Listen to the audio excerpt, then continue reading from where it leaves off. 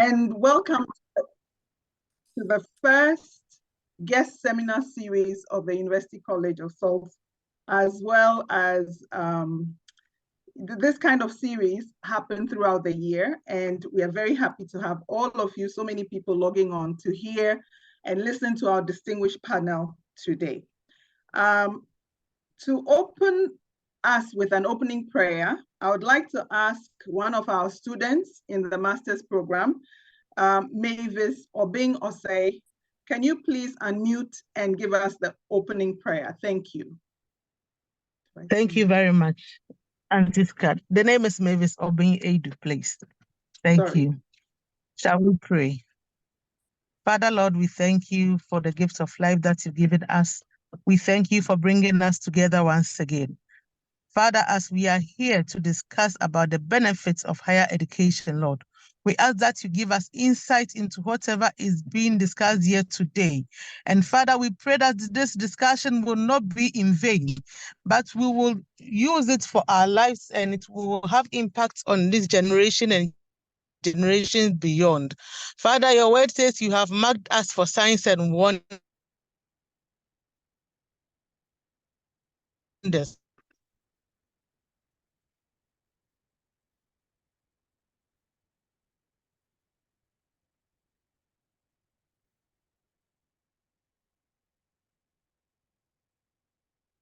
I think we are losing Mavis. I think we've lost Mavis.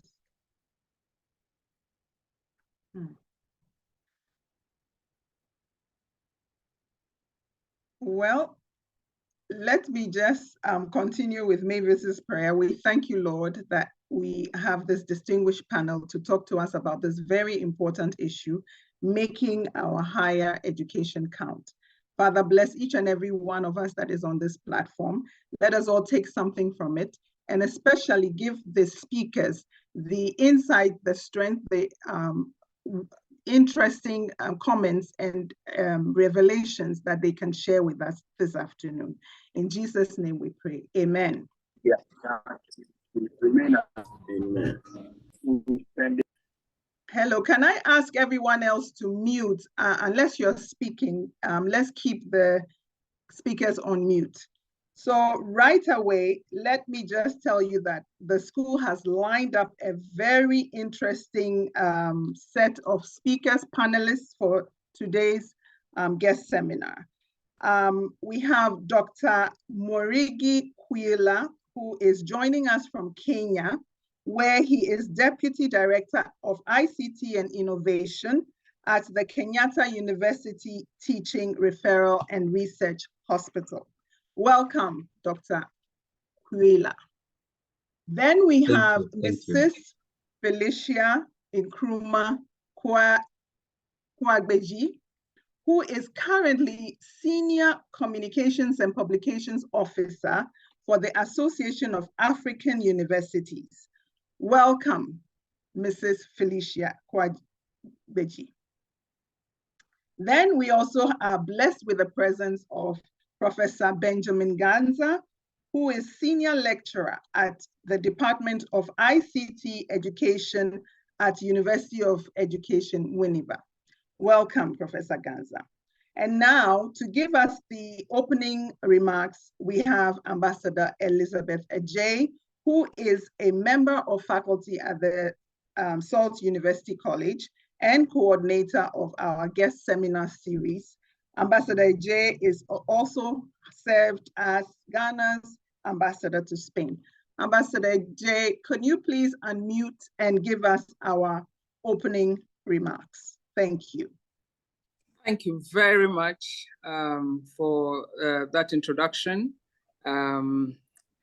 And welcome. I want to just say a word of welcome to all of you, to the guests, especially to the guest speakers for today, to the faculty, to students, and the general public, which is present today. And we want to welcome you very warmly to another edition of the SALT Institute Guest Seminar Series, of which I happen to be the coordinator.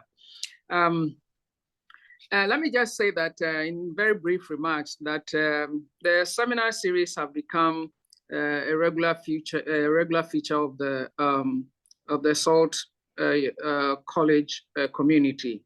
And currently they are held every 4 weeks, or as and when the college has the opportunity to feature a very special guest as we have today. The seminars have become very popular and a real cornerstone of the SALT University College academic calendar. It brings together experts, academics, researchers, and maybe many other relevant people to share their knowledge and to share their experiences. Over the last 2 years that I have been privileged to coordinate this, we have played host to a number of very distinguished persons, both locally and internationally. The series themselves provide a platform for the students to discuss, to brainstorm, to debate ideas, concepts, new knowledge, and many other things that are happening in the world, many other issues and material that we are dealing with at the current time.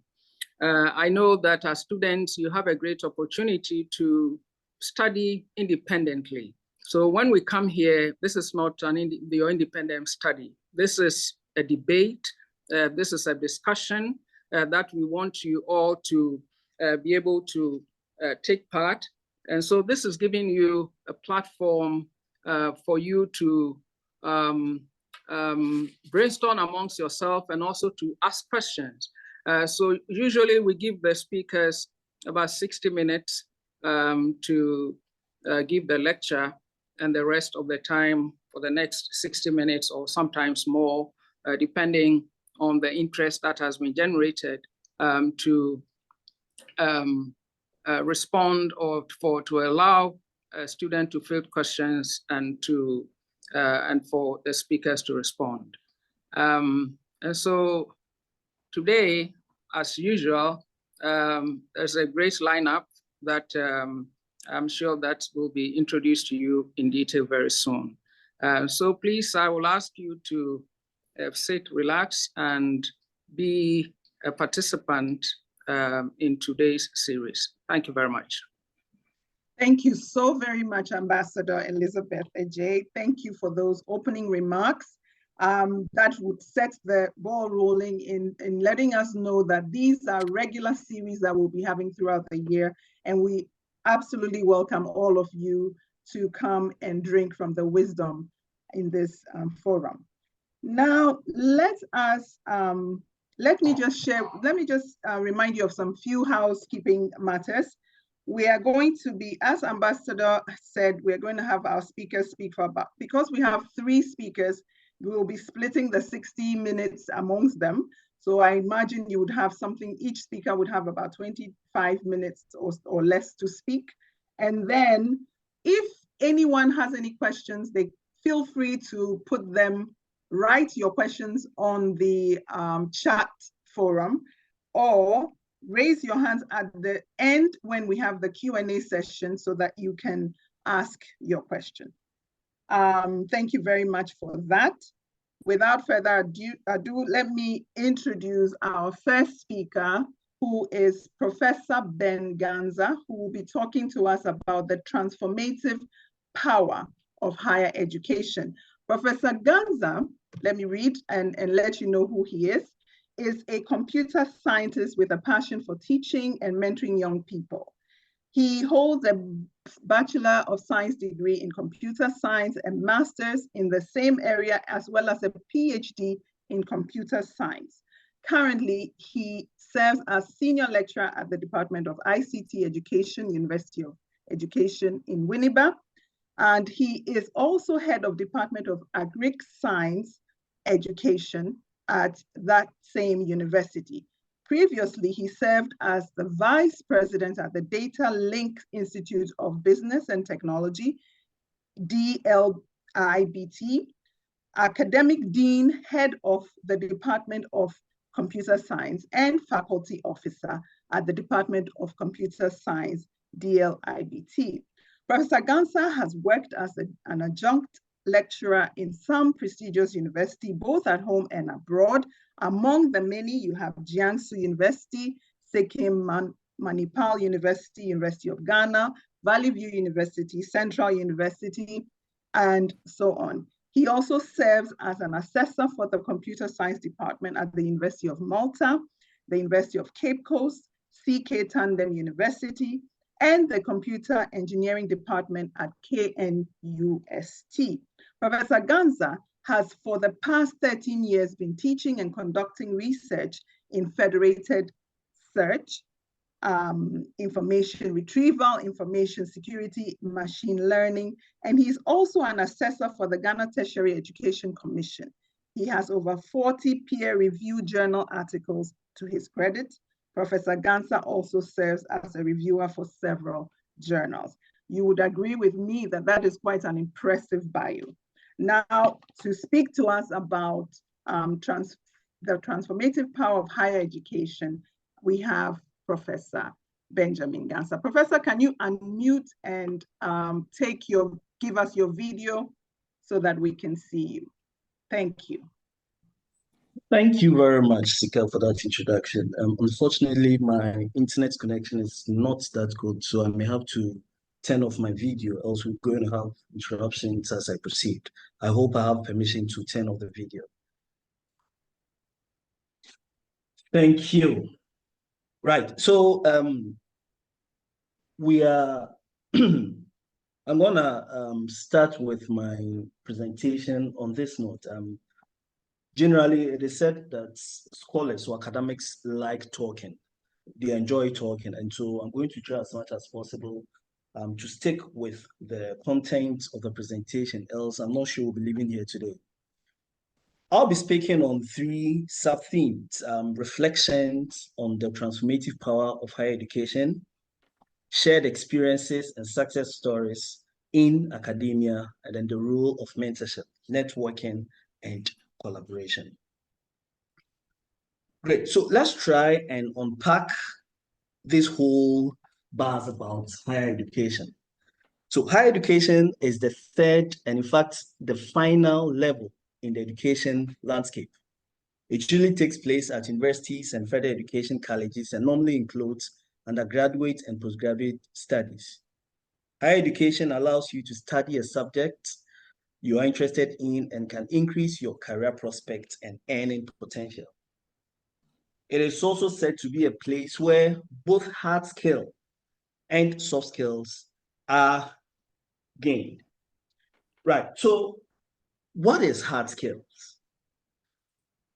Some individuals term hard skills as technical skills, and they're actually seen as learned through education or hand-on experiences.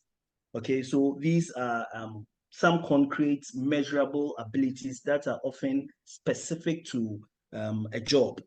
And so you can demonstrate your proficiency in hard skills through relevant certifications or say portfolios or skills assessment tests, and then say some jobs you've completed.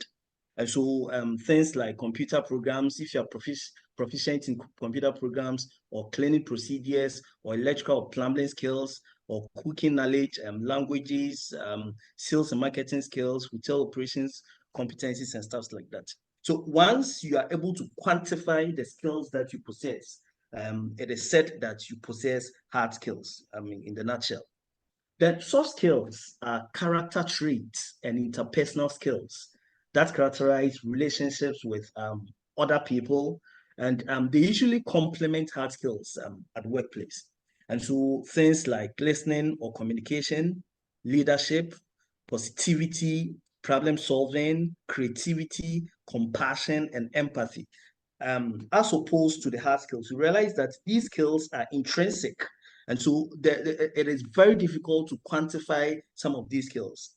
But the bottom line is both skills are derived or earned once you go through the university setting.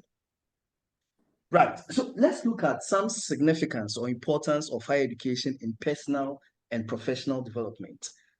We want to situate how HE or higher education imbibe in us some of these skills that I've outlined, and I've categorized them into personal development and professional development.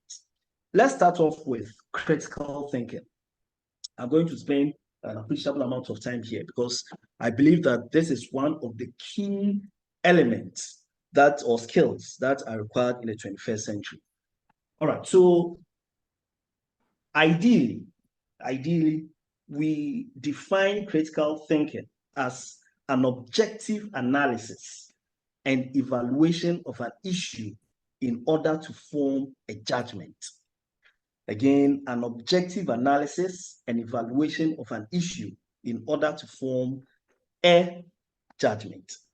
And one of the things we should also notice that critical thinking is an important soft skill. Now, how is HE able to imbibe in us this critical thinking skill? So through higher education, we are able to imbibe in students these particular skills based on some case studies assignment to give to students, research methods assignments, real world problems, and analytical reasoning and problem solving techniques and abilities. Now, once we imbibe these in students, remember these students are given assignments and case studies on regular basis. They work in groups, they share ideas, they are able to solve complex problems that are given to them by teachers or lecturers in the classrooms. Now, once they go through this process, we expect that these individuals learn how to approach challenges with a thoughtful and analytical mindset, enhancing decision-making in their personal and professional lives. And so it will be strange for an individual who have gone through the HE sector to be lured into doing things that I cannot even mention here by pastor.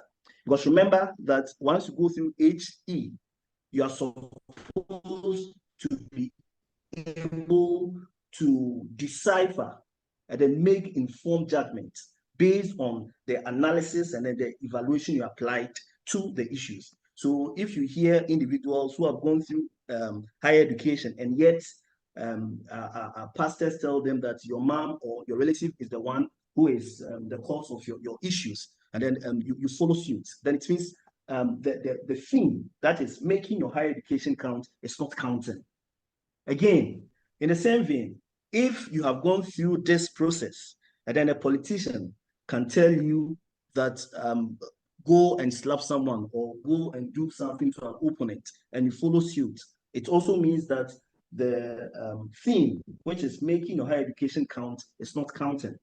And finally, if you are able, or if you also allow yourself or fraudsters to defraud you, I mean, these days you hear of mobile fraud and stuff like that, and mobile phone fraud, and you allow yourself to be defrauded because you did not subject whatever issue that came to your notice to the analysis and evaluation that is required of you, then it also means that you are not allowing the higher education to count in your life.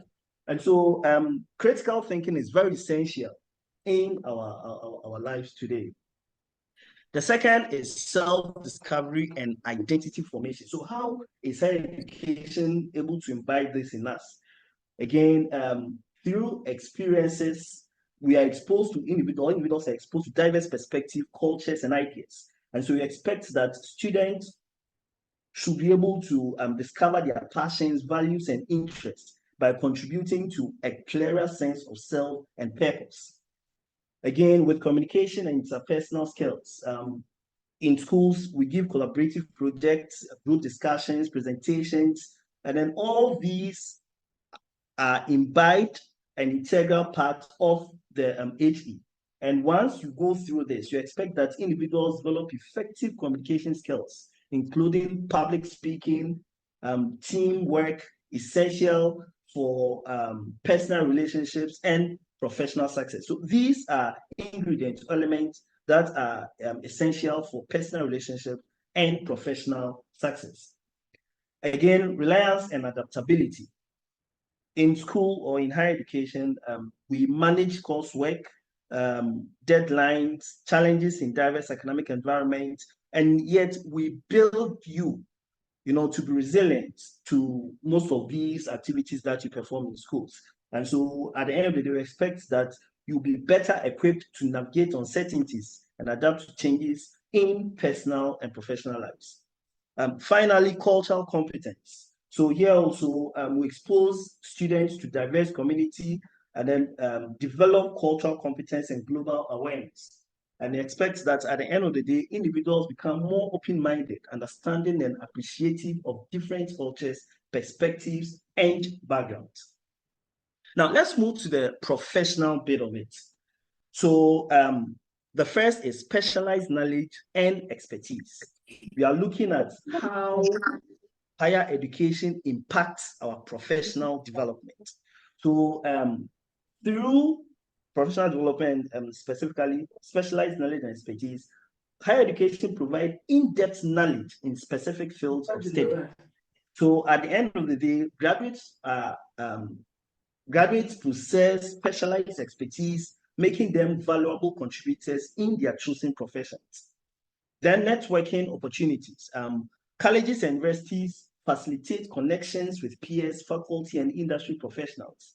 And these attributes, at the end of the day, enable students to have mentorship, job opportunities, and collaborations, fostering professional growth.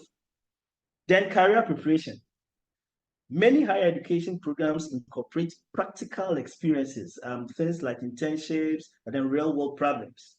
And so once you go through it, we expect that graduates become better prepared for their careers, having gained hands-on skills and industry-relevant knowledge. Then also leadership and management skills. So higher education often includes leadership development opportunities. And so graduates are equipped with the skills needed to lead teams, make strategic decisions, and contribute to organizational successes. Increased earning potential. Students consistently show positive correlation between higher education attainment and then earning power or earning potential. And so once you go through higher education, it's expected that lots of doors will be open. I mean, lots of creative career opportunities will be open for you to be able to earn some good money. And then it also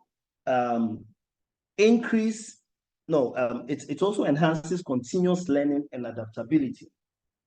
So the learning mindset cultivated in higher education encourages a lifelong commitment to continuous learning. So professionals stay updated on industry trends, technologies, and innovations, remaining competitive in the job market. Now, transformative experience in higher education. The fact is that the transformative journey during higher education is multifaceted experience that goes beyond the acquisition of knowledge, and it encompasses personal, academic, and professional growth, shaping individuals in profound ways. So these 11 attributes I've listed are experiences or transformative experiences that we gain through higher education. The first is intellectual expansion, self-discovery and identity formation, cultural exposure and diversity, interpersonal skills and relationship building, independence and responsibility, adversity and resilience, career exploration and skill development, leadership and initiative, global perspective and social responsibility, lifelong learning mindset, and transition to professionalism. Okay, so let's look at reflections on the transformative power of higher education. What is transformation in the context of HE? Transformation in the context of higher education refers to a profound and comprehensive change in individuals' perspective, capabilities, and identities as a result of their educational experiences. It goes beyond the mere acquisition of knowledge and encompasses intellectual, emotional, and social development, shaping individuals into well-rounded, adaptable, and empowered members of society. As I indicated earlier, because of time, I just want to stick with the content. Then, beyond knowledge acquisition, higher education transcends traditional notions of knowledge acquisition by fostering holistic development. It serves as a catalyst for personal and professional growth, cultivating a lifelong love for learning and commitment to contributing meaningfully to society. The transformative nature of higher education lies in its ability to shape individuals into critical thinkers, responsible citizens, and lifelong learners, well prepared to navigate the complexities of the modern world. Now, I'll be posing some rhetorical questions as we move ahead. And the first is, per what we have heard so far, will you be able to give examples of personal growth through higher education? 2, how did developing critical thinking skills during a particular course sparked a change in your perspective? These are rhetorical questions. Maybe during the Q&A sessions, we'll try to digest and then find answers to them. Professional development and some reflections. All right. So again, how does higher education contribute to professional development? How can a graduate leverage on their education to excel in their career? Now, let's note that the transformative journey in higher education is characterized by a holistic development that prepares individuals not only for successful careers, but also for a fulfilling and meaningful life. It equips them with the tools needed to navigate challenges, contribute to society, and continue evolving throughout their lifetime.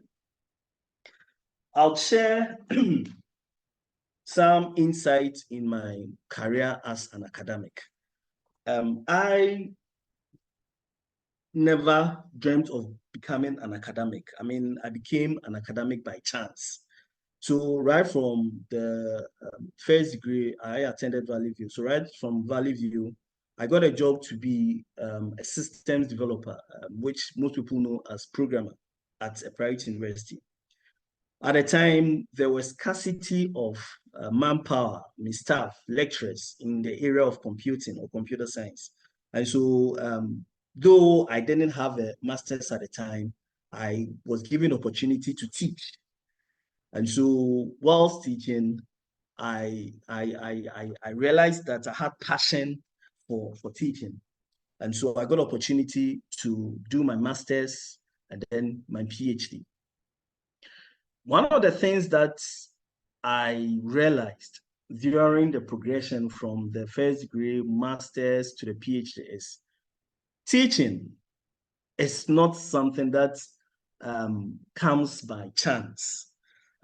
You would have to have passion for it. You would have to, at this level, teaching involves lots of research, okay? And if you are not cut for it, if you are not in for it, there is no, I know there are few people who jump into teaching career because of the fact that there are no jobs. But one of the things I realized is, if you want to become a very good teacher or an academic, the first thing is passion. Without passion, you may just do it as any other person. Without passion, you will not even have the fulfillment, okay, in what you're doing. And so that is one of the things that I learned. I was privileged. I always tell colleagues that I am sure anyone can attain or be at the level that I am now, given the opportunity. And so I don't see myself as a superhuman being or an intelligent person or anything. I just see myself as that I had the opportunity. I mean, when I was ready, and then I took advantage of it. And so that is the little I can say about my career in academia. So far, I would say that it's been good. I mean, I have just started life. You know what I mean? I just turned 40, and so I think that it has been very, very good. I'm not sure I could do any other thing, if you know what I mean. I think that this is where I belong. And so, yeah, that is what I can say about my academic career for now. The interesting thing is, when I completed my PhD and somewhere in 2014, 2015, I happened to be the fourth PhD holder in computer science at the time. And so fast forward 2024, as we speak, by divine providence, I am one of the 5 professors or associate professors of computer science in Ghana. And I think that it is one of the things that I would say by the grace of God, we've been able to achieve. And because of the fact that there are few of us in the space, we get the opportunity to do almost everything, for public universities and private universities in Ghana. Challenges, yeah, I mean, given my age, I mean, it's obvious. You go for board meetings, you go for meetings, and even though whatever you're saying is the case, it's true, but you meet very senior and old colleagues who think that, who is this small boy telling us what to do? Who is this young guy trying to dictate to us? So, I mean, those are some of the challenges that I have encountered in my academic journey. Right. So let's look at,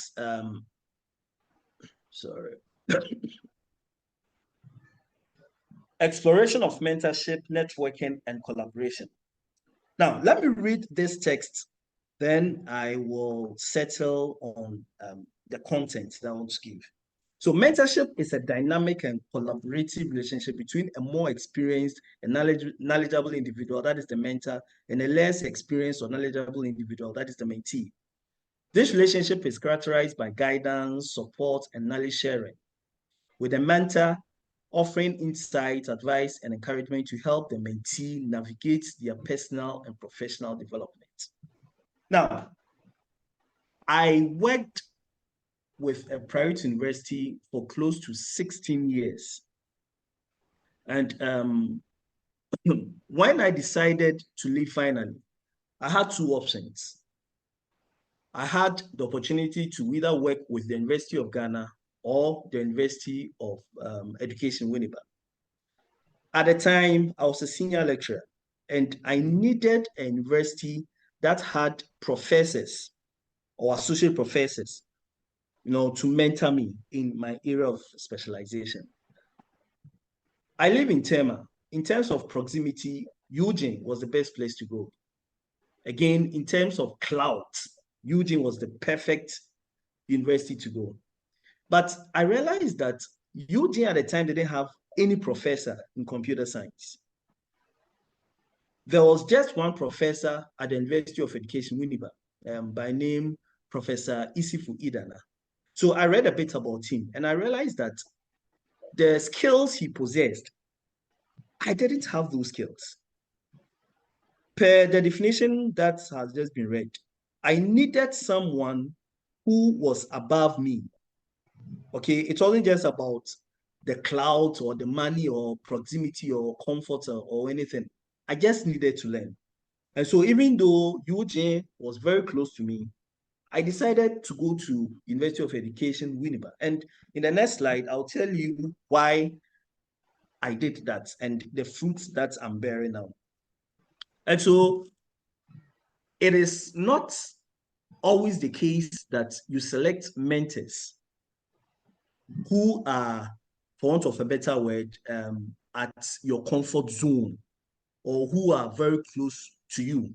In fact, you should be able to sit and then analyze the situation. Remember, we just spoke about what critical thinking is. So you need to analyze and evaluate the situation. You look at how whatever decision you take will inure to your benefit. And so at the time, I thought that Eugene was not going to help me in respect of my career advancement or development. And so I opted for University of Education. And there, I learned one key thing that is needed in academia, that is how to write proposals to win grants. How to write proposals to win grants. So I understudied this scholar called Professor Idana, and I learned how to write grants. Now, this is what this grants thing helped me to achieve and to attain. So we had the opportunity to present papers in a conference in Finland. Now, right after the conference, we were approached by some scholars from Europe to collaborate with them to write grants to write grants. So because of the tutelage I've received from my mentor, we sat in the office. In fact, we sat in the office for close to a full day. So we started around 8 a.m. and then ended around 3 a.m. the following day. We wrote the grant, we wrote the proposal, and then we sent it to our partners in Europe. Guess what? So two things. One, through the conference, we're able to network with colleagues in Europe. So you cannot be in academia and not network. You cannot be in academia and not go for conferences, because that is the only way you can meet with scholars from other jurisdictions. So one, we got this connection by attending a conference. And we did not just attend a conference, we presented papers. So you are not supposed to be just a passive participant in a conference. Go to conferences, present papers. Even if you don't present papers, ask questions.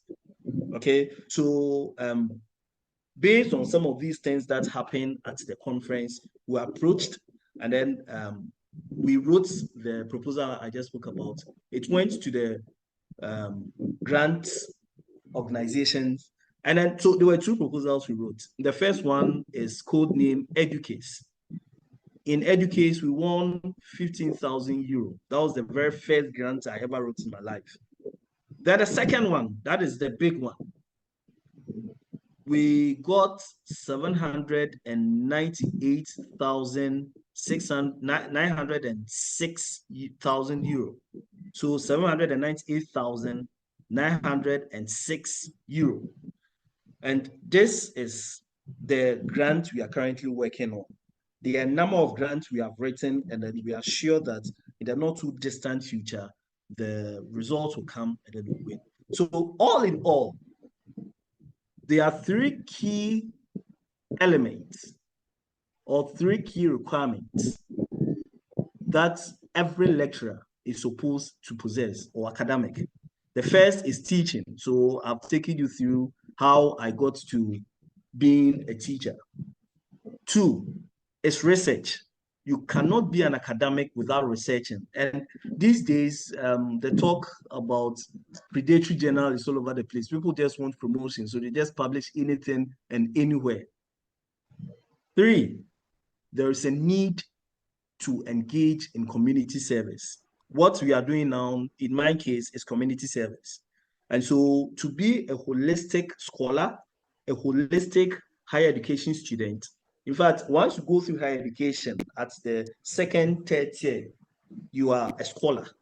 And the tendency of you being employed as a scholar is very high. And so these three traits should be things that should follow you. Thank you very much.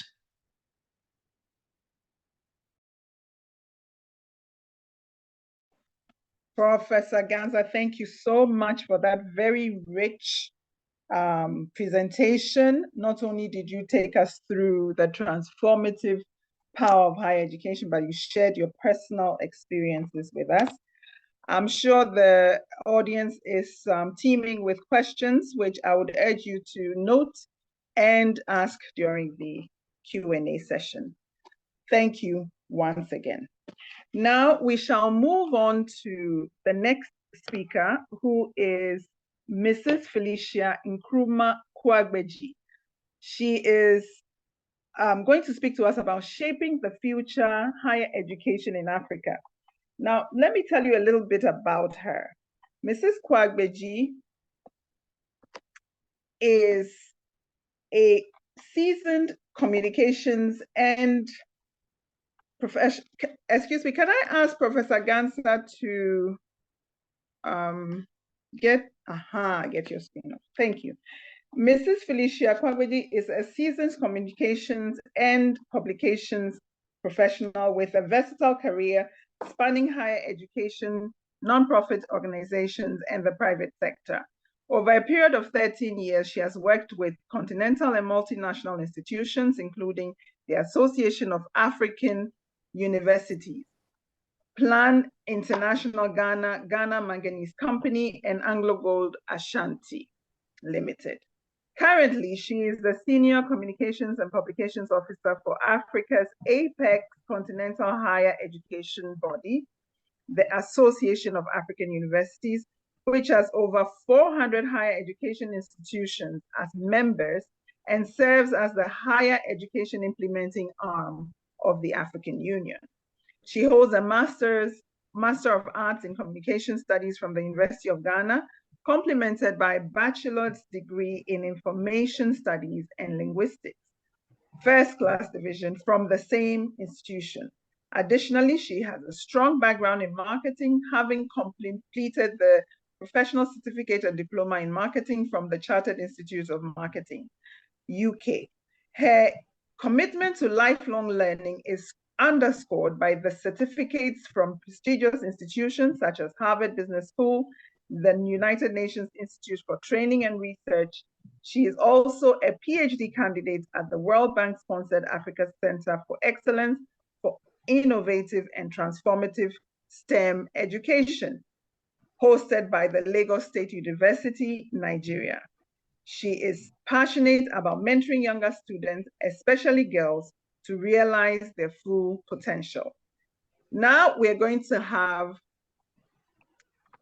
Madam Felicia talking to us about shaping the future higher education in Africa. You have the floor, Mrs. Felicia Nkrumah. Thank you very much, Madam Sika.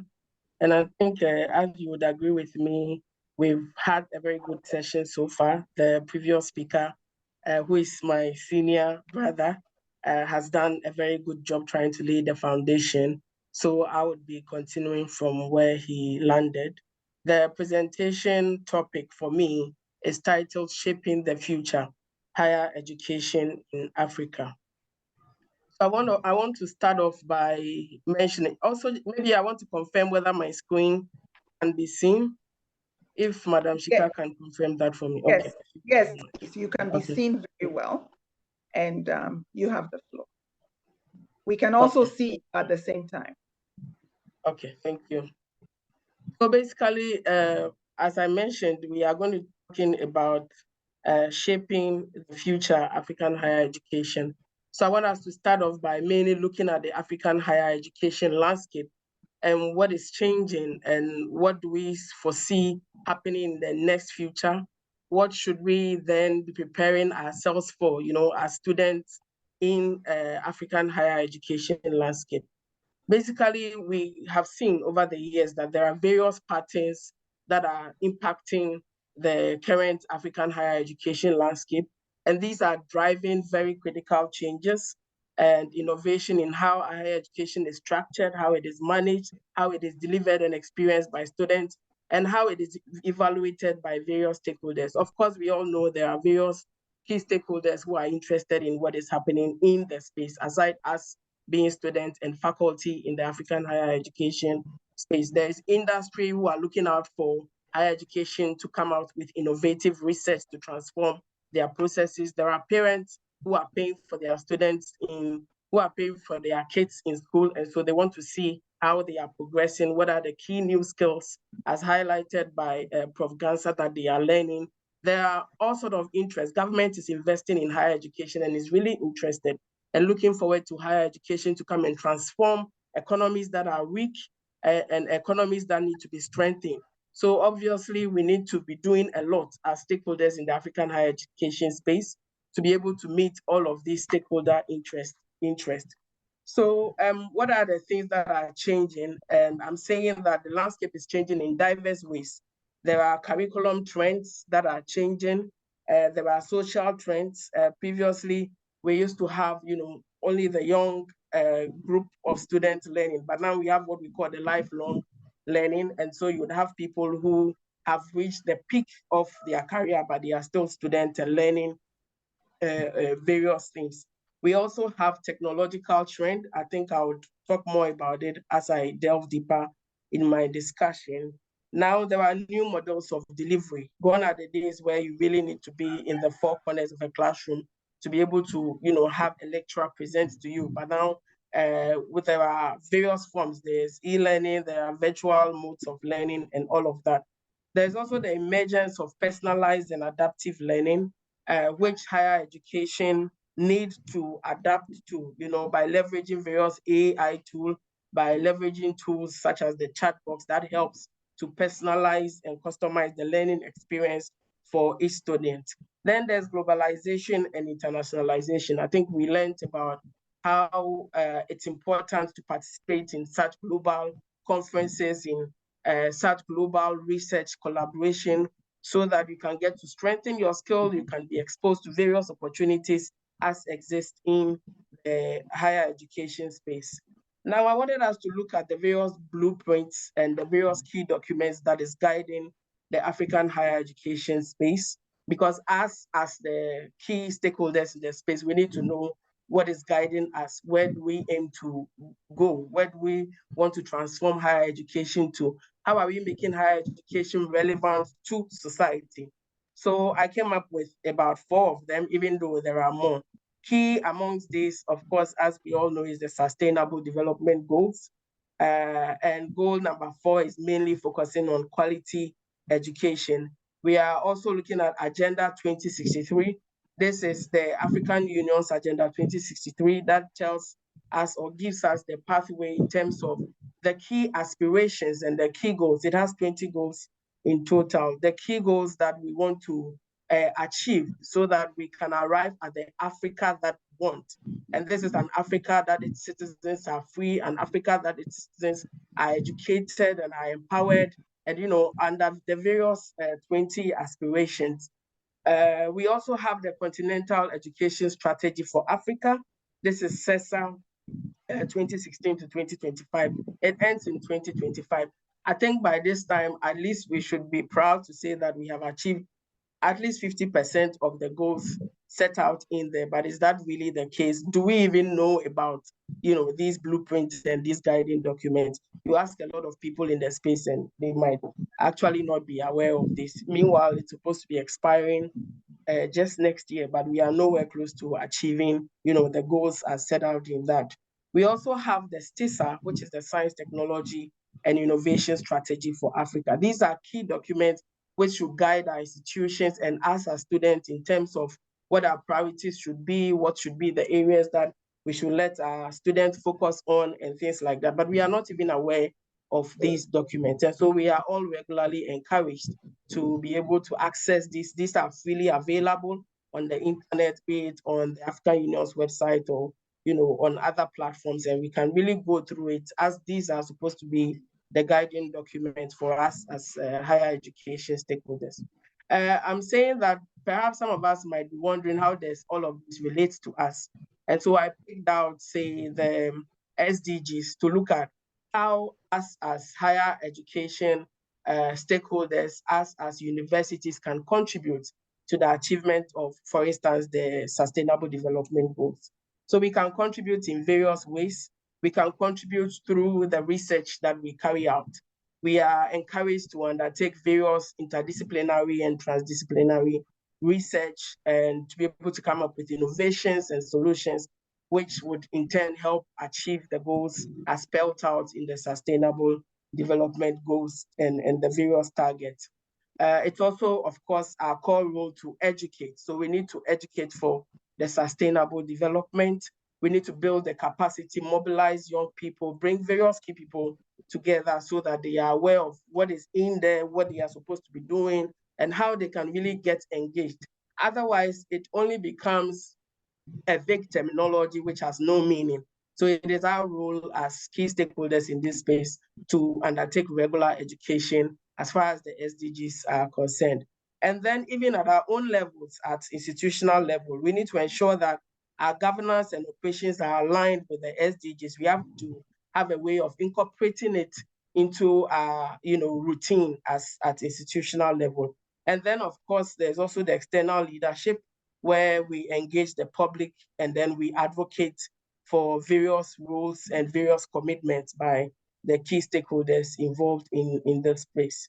So I got this from, I think I'm trying as much as possible to also indicate the sources where I'm taking this from so that I'm not talking without necessarily pointing us to the right sources.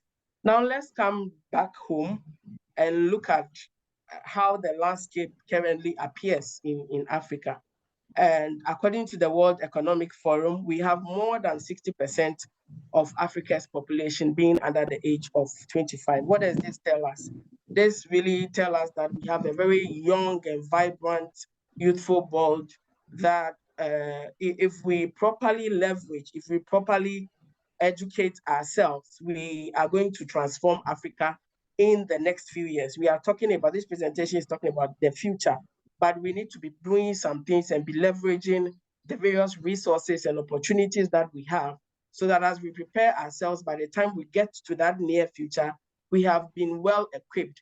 If you look at current data and current statistics, Africa is not doing well on so many fronts. If you look at the indices, talk about the global knowledge production, we are not there.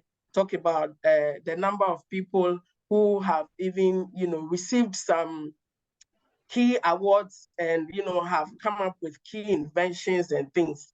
And you will see that the numbers as compared to what is coming from elsewhere and what is coming from Africa, there's actually a huge variance. So there's a lot that we need to be doing. Meanwhile, we have this huge global, this huge population of people who fall under the youthful masses that we can train so that they can begin to change their narrative. UNESCO also indicates that the global gross enrollment ratio for tertiary in Africa is under 20%. So that is also woefully inadequate. You would think that there are actually a lot of people in higher education, but it turns out that is also not the case. So what can we do? How can we improve access whilst at the same time ensuring quality? There's always been the discussion of access and vis-a-vis quality.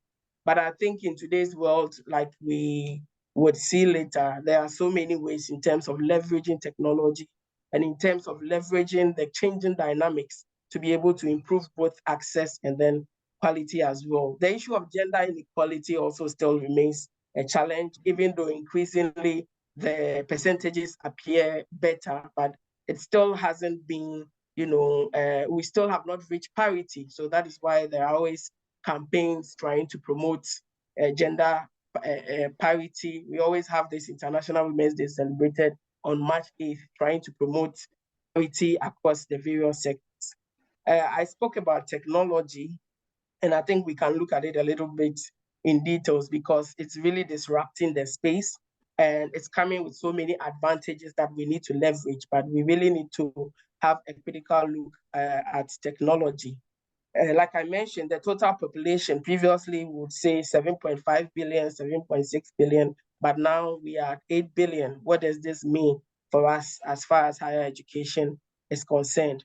There are various unique mobile users as well, as many as 5.4 people having mobile phones, and internet usage now stands at 5.16 billion, as well as people actively using social media standing at 4.7 billion. I mean, this tells us that there is some level of technology penetration. We are not there yet, but there is some level. And so, I mean, the average student you find on most campuses are actually having, mobile phones.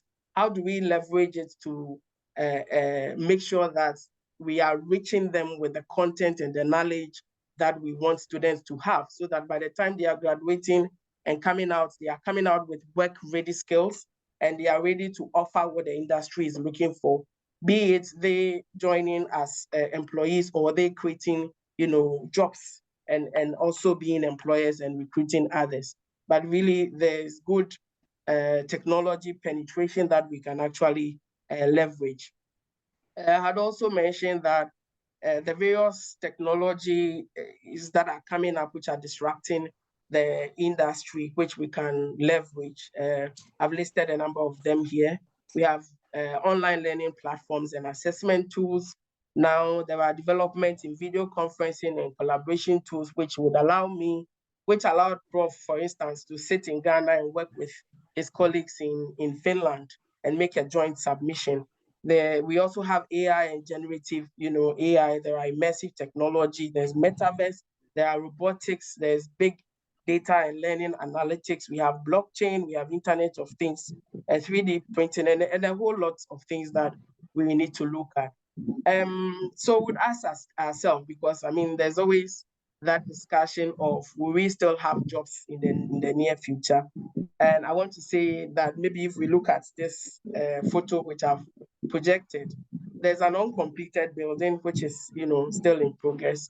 And then you say, hey, ChatGPT, please finish the building. Is that possible? No, it cannot finish that building. You have to do it yourself. And this is really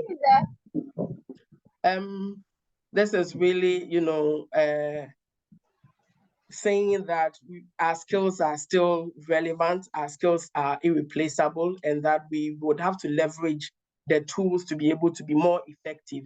But it's not as if the tools are coming to take over our jobs. I always say that being able to use the tools, or the tools that we use, are only as smart as the users using the tools. You cannot key in a command in ChatGPT, for instance, please write me an essay on ABC, and then you copy all of that and paste it and submit. That will not, it will not do, it will not cut it. It's about how you can key in some innovative ideas and give the machine some line of, the thought flow, how it should organize the things for you. And it may just help in terms of fine-tuning your English and things like that. After all, it is not our mother tongue. So using it to fine-tune some of the things you are writing is not exactly bad, but it would give to you, as the accountant would say, garbage in, garbage out. So you still need to have the core competencies. You need to have the skills to be able to then combine it with the power of the technology, with the power of AI, to really stand out. So what I'm saying here is that, of course, one of the end results of education is a career, but will robots threaten our jobs? No, because we need to leverage it to strengthen our own capacity, but not that it's coming to, take over completely. So what are we saying in all of this in terms of moving ahead and looking into the future? What are some of the key factors we should be considering? We are saying that as institutions, we need to rethink the purpose of the modern day university.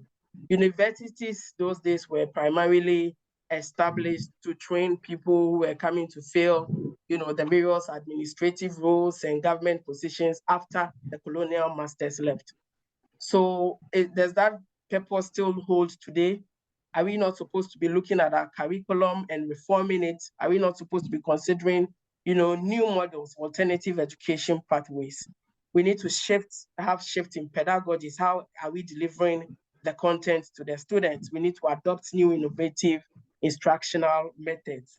We need to build student autonomy. We need to provide opportunities for real world applications. So in that sense, institutions these days would, require their students to undertake practical internships and all of that, which is very good. I benefited greatly from, having to do internships all through my university education. So by the time I finished and got a job, it was as if I've been working, and you could actually see the difference between someone who has been doing internship over time and somebody who has not done once even, throughout their career and is fresh from school doing national service. Institutions are, very quickly to let them go after their national service, because they came on board with no skills as compared to a student who has been, working all through their career.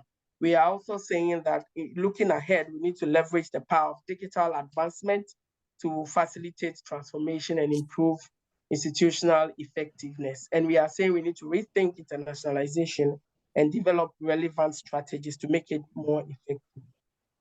Since we are all students, I'm also a student. I think as you read from my profile, I'm a PhD student, so I'm a student as well. There are some key important points that we need to note. I think Prof might have touched on some of these skills, so I will just read over them and then we can move on. And these are the top skills of the future. We need to be sure that we are coming out highly analytical and you can innovate. Innovation is what will make you stand out from the pack of, the other colleagues that you are working with, because institutions do things in a certain way, and maybe it takes them 2 weeks or 1 week to complete it. If you come with a process which helps them achieve the same goal, but would do so in 2 days, you've been highly innovative and they will cherish that. Everyone is looking for someone who's coming to add value to what they are already doing, and not somebody that I'm going to spend all my time teaching and I feel like I'm not getting anything from that person. So we need to be highly analytical and we need to be innovative. We need to be active learners, We need to be able to solve problems. Problems exist everywhere and they are the elephants in the room that no one even wants to touch. If you're able to confront it and come up with a solution, you would see that your value would come to bear very, very quickly. And then you have to be creative, you have to be original without, just copying and pasting from here and there. And it's like, there isn't a single thing that they can attribute that to you as being the one to have come up with. And I think key skills such as leadership and being able to influence and things like that, being resilient and being tolerant, because you mostly would find yourself in a very multicultural environment. How would you be able to collaborate and work with others? So these are some really skills that we need to acquire even before we graduate from school. The World Economic Forum as well talk about reskilling needs, that and it lists some fastest growing jobs and some jobs that are declining, as we can see. So by just glancing through, you can see that there's a lot of technology related jobs on this bit, on this other half, where we have the top fastest growing jobs. There's AI and machine learning specialist jobs topping the list. We also have sustainability specialists. We have business intelligence analysts, information security analysts, fintech engineers, digital transformation specialists, and a number of them. These are categorized as the top fastest growing jobs. And then we also have some jobs that are declining. I saw postal service clerks and I was not surprised, because how many of us would really post?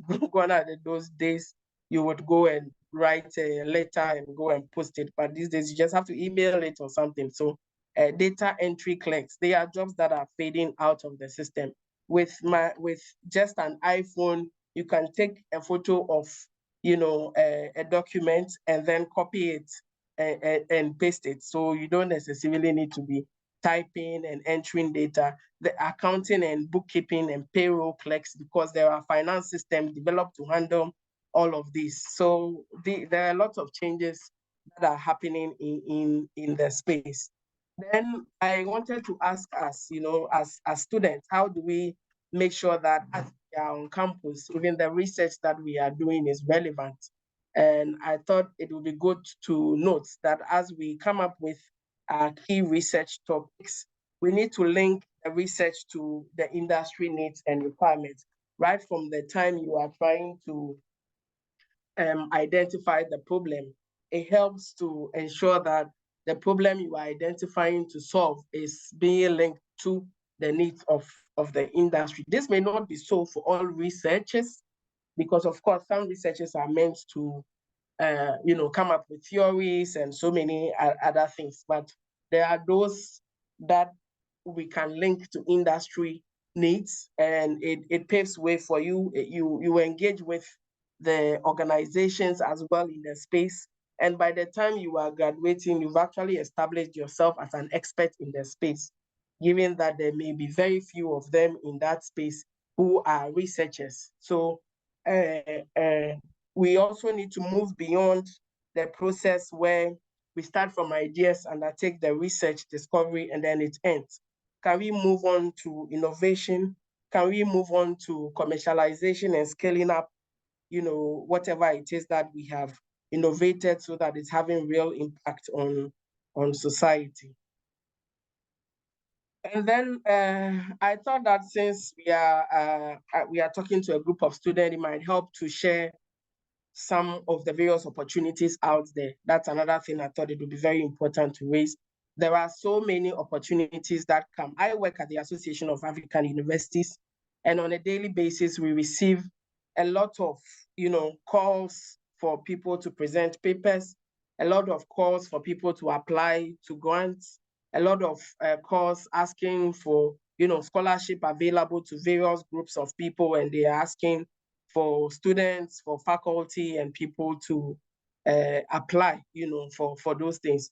So I wanted to also encourage all of us that from time to time, I know we are busy with our studies and all of that, but from time to time, we need to make time and search around and look for some of these opportunities. This is one by the European Commission. It's called the Marie Skłodowski-Curie Actions, and it's under their Horizon Europe funding. And it's something they've been doing for so long. They have various offers that they give for doctoral networks, postdoctoral fellowships, there are staff exchanges, there are sponsorships, for students, either to undertake research or to sponsor them to do their PhD, and on so many of these other things.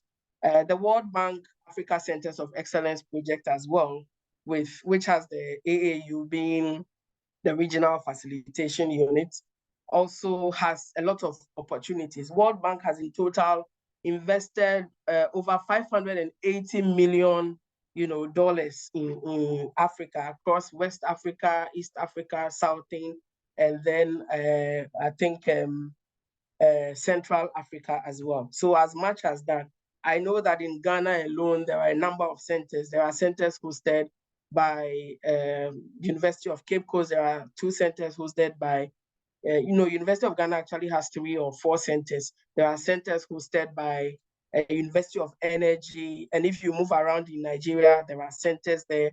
There are centers spread all across. In East Africa, is facilitated by the Inter-University Council for East Africa.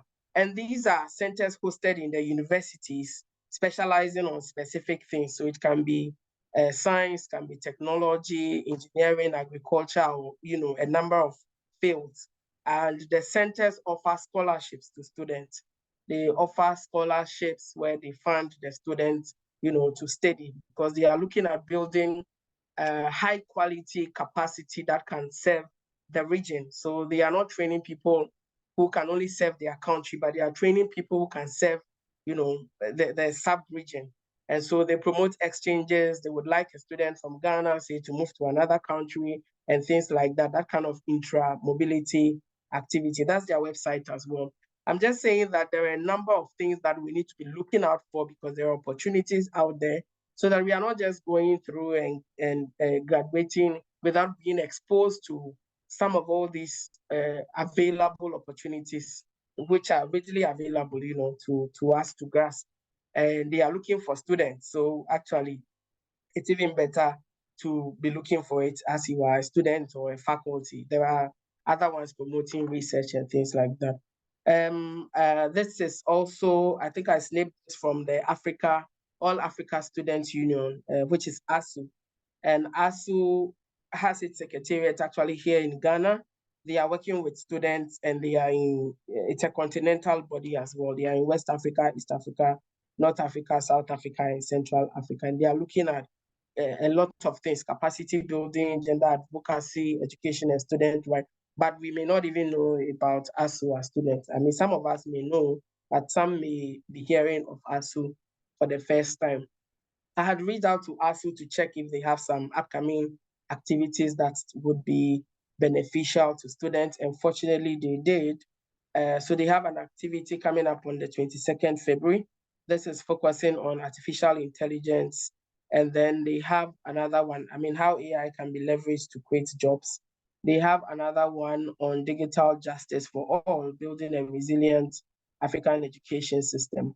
And the gentleman I spoke to, Mr. Samuel Sasu, was telling me about how people who have been engaged now find themselves, as global icons, because maybe UNESCO had reached out to ASU asking for some students to join an online session, and the person or people joined and they were impressed with their delivery and have since been, traveling around the globe because they need to make one presentation or the other.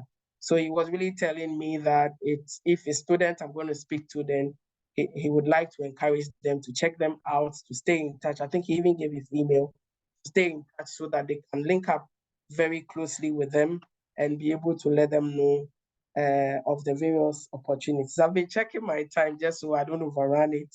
So I would end here. I think this is my final slide, which says that the illiterate of the 21st century will not be those who cannot read and write, but those who cannot learn, unlearn, and relearn, which means that the learning should be a continuous process. You may know something which you think is correct, but it can turn out to not be correct. So you have to be able to unlearn and be able to relearn. It's the only way that we can actually build on. And the learning process needs to be continuous. I work in this space with vice chancellors and people who have really reached the creme de la creme, people who have reached the top of their careers. And I know that they tell me they still learn. One says that at least in a month or so, he should have taken a new course. So I'm like, Prof, what are you still learning, at your age? But they learn all the time. They learn all the time. They always want to. He may be an IT specialist, but he thinks he needs to know about monitoring and evaluation. He needs to know about how, gender inclusivity. He needs to know about, so that's the only way that they really reach the top, is because they are constantly, learning. So I wanted to end on the note of really encouraging all of us to be lifelong learners and not thinking that once you graduate from school, you have your master's or you have your PhD or you have your first degree, that is the end, and then we are done. So on that note, I think I can end here. Thank you all very much. Well, thank you so very much for that very, very rich landscape that you painted of what the AU is doing for the future of higher education in Africa, and also reminding us of some of the things that we need to be doing. Thank you very, very much. Now, let us move on to our next speaker. Our time is fast gone. And let me just say this before I move on to the next speaker. Can we ask all the presenters so far, Professor Ganza and Mrs. Kwagbeji, to share their presentations with the school so that our students will have access to them, to those very, very rich presentations. Thank you. Now, we are going to Kenya, and Dr. Huila, who is waiting patiently in Kenya, and he's ahead of us in terms of time. I suppose the school wanted you to be there so you don't, you would stay with us throughout. We kept you for last but not least. Now, let me tell you a little bit about Dr. Mwirigi Huila, who is an ICT professional with 19 years of experience and 12 years of teaching at the intersection of business and ICT. He works at the Kenyatta University Teaching, Referral, and Research Hospital as the Deputy Director, ICT and Innovation, having previously served as the ICT Director with Jomo Kenyatta University of Agriculture and Technology, JKUAT.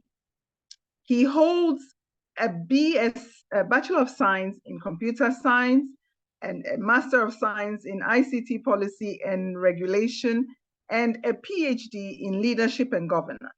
He has a passion for digital transformation and disruptive innovation. He has published over 17 papers, 7 peer-referred, and presented in 17 conferences.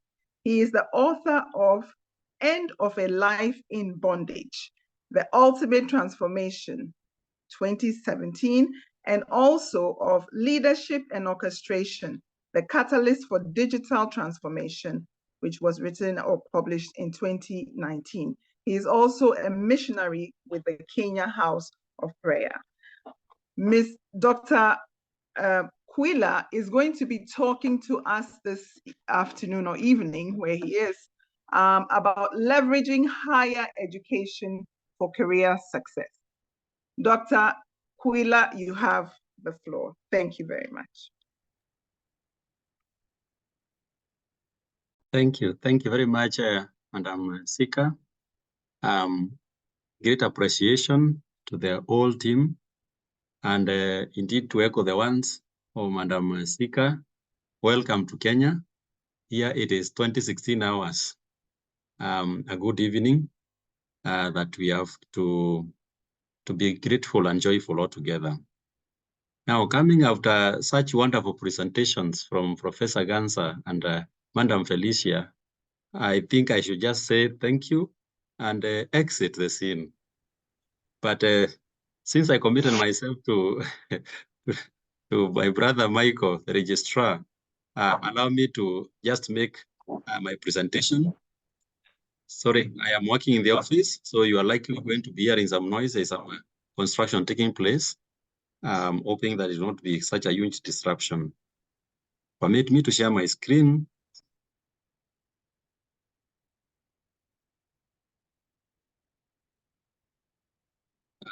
And allow me to just pause and mute for.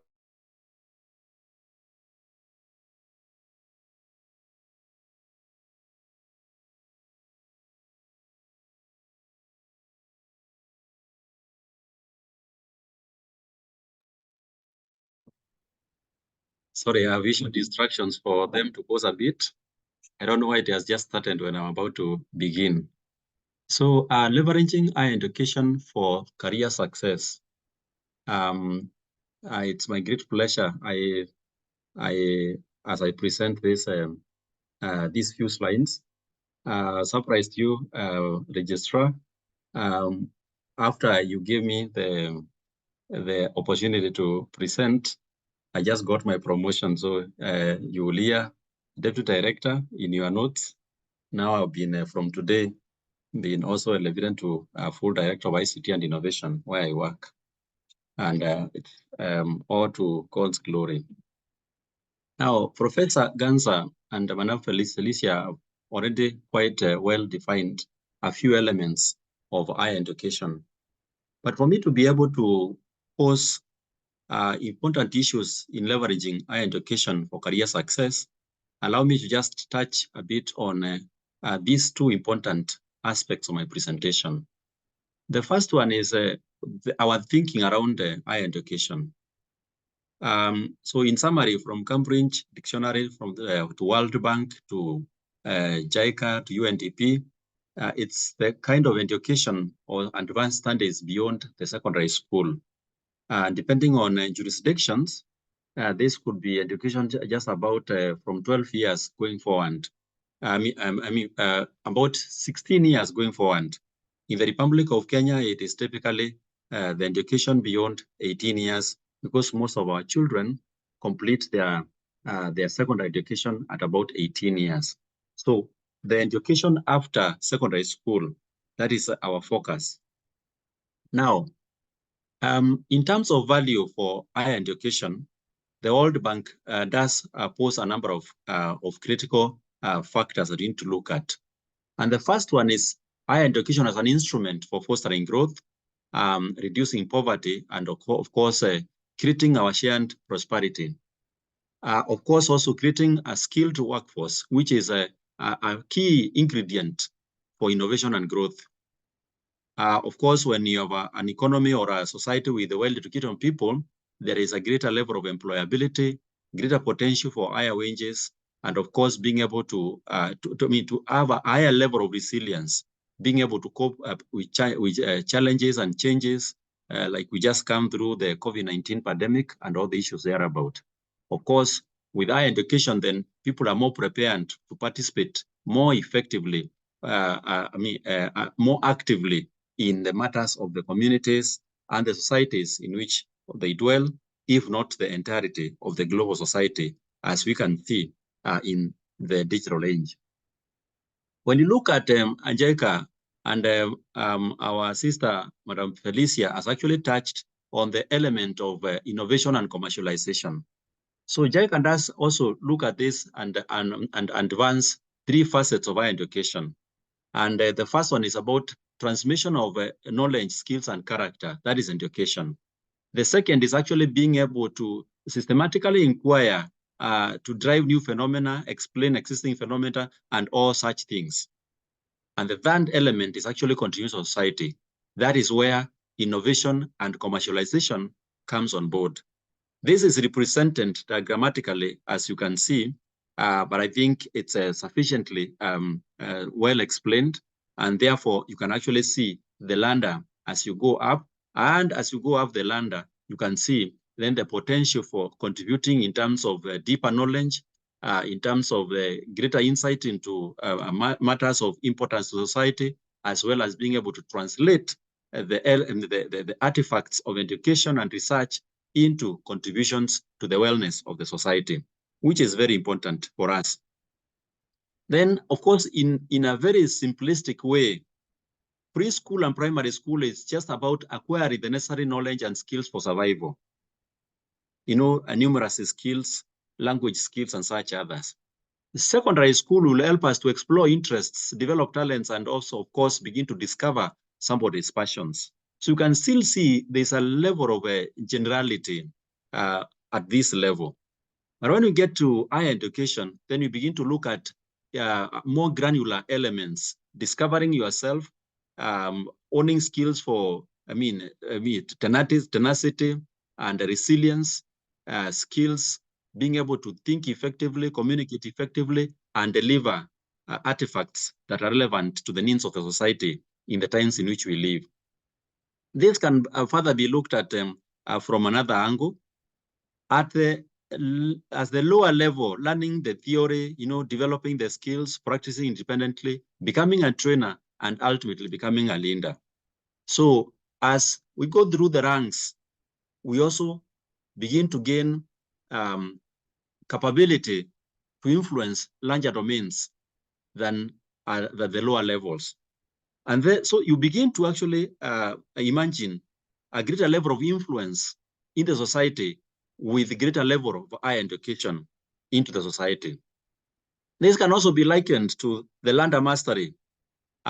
This is borrowed from a school of football.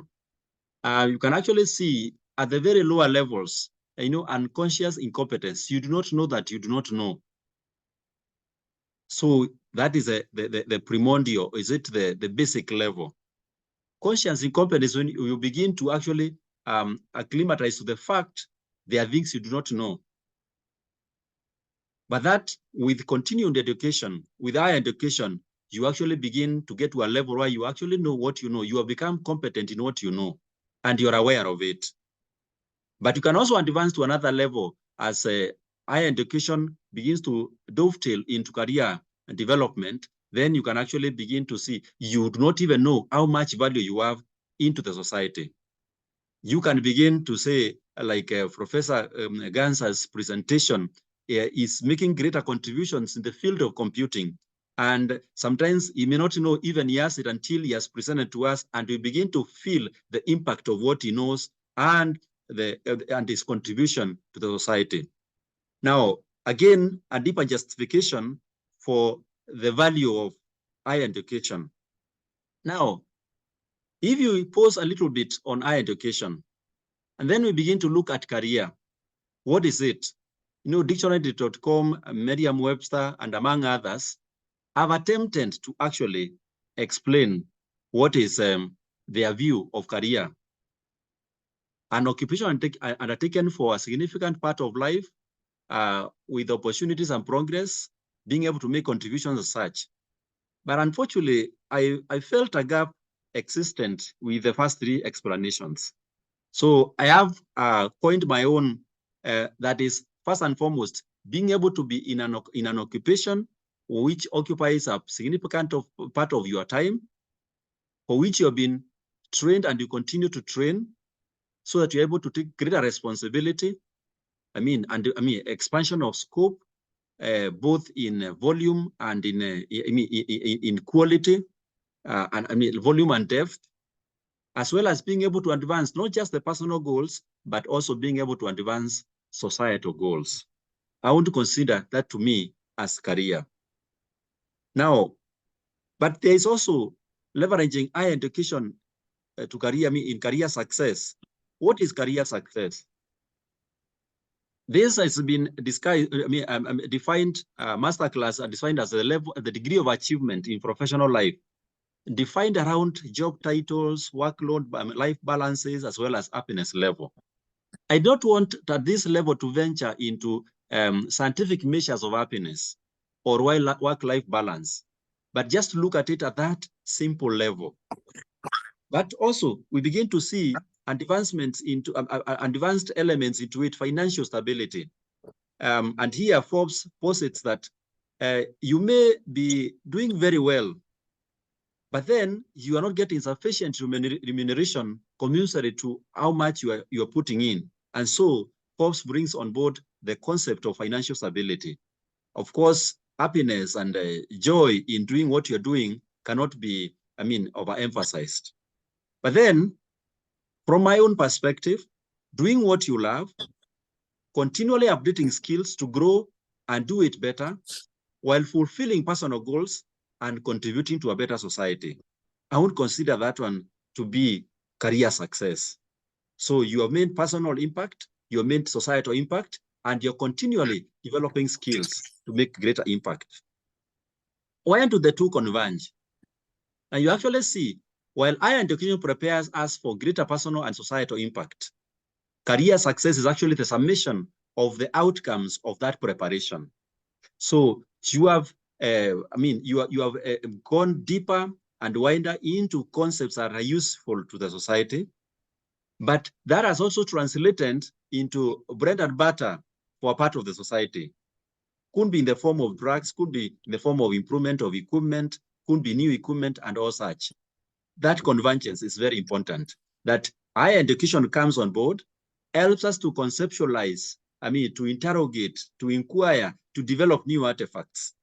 And those artifacts also begin to make impact in the society, so that then the society has a taste of what has happened in the classroom and what has and contributed to the work and how you do it. Now, the preparation is not a one-off.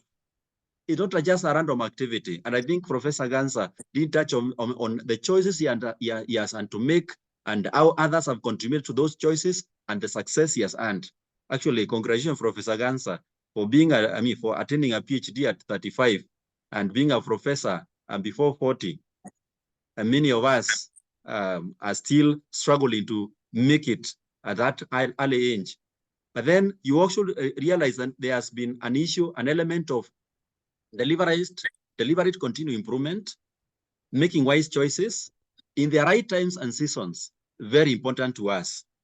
Now, as this convergence begins to take shape, then the question is, how do we position ourselves to be better able to, to harness the convergence?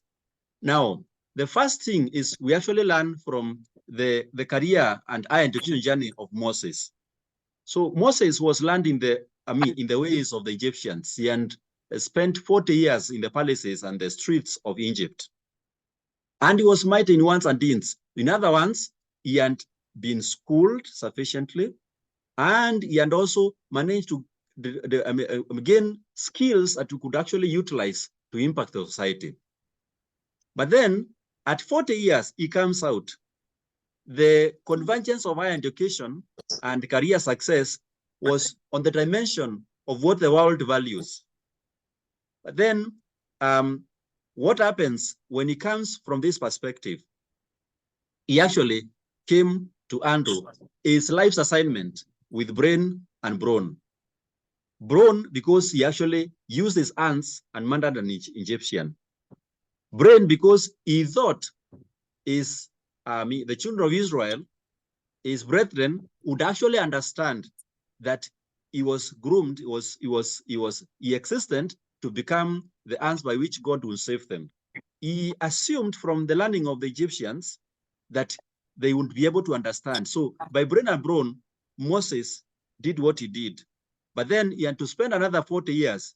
In other words, realize he was not learned, whether by default or by design, that he was not sufficiently learned in the ways that he was going to be spent in fulfilling his life's call. And so he spent another 40 years in the wilderness, in the school of life, the school of Jethro, the school of the wilderness. And when he's finally presented with by the creator of heaven and earth, he actually marvels, trembles, and dares not look, because it's too much to comprehend. An indication that there was still room for more that Moses had to discover. Do we find ourselves in such circumstances? Colleagues, yes. Higher education from the eyes of Alan Rubin, who is a senior fellow at the end of Penn State's global engagement office. He posits a number of things that are very important for us to take note as opportunities and challenges in the times we live. The first one is that the enabling environments are tightening. Tightening because we have wars and tensions and competitions, limited resources, and all these things. We are beginning to experience greater constraints than there were before us. You know, if in Africa, in sub-Saharan Africa, our greatest forest, the Congo Basin, has been exploited to an extent that you will begin to see more farms than forests. So also the Amazon. In other words, we are beginning to see a number of issues come around us, more constraints to mobility. You know, a lot of issues concerning safety, public health, nationalism, caps to numbers, and all this.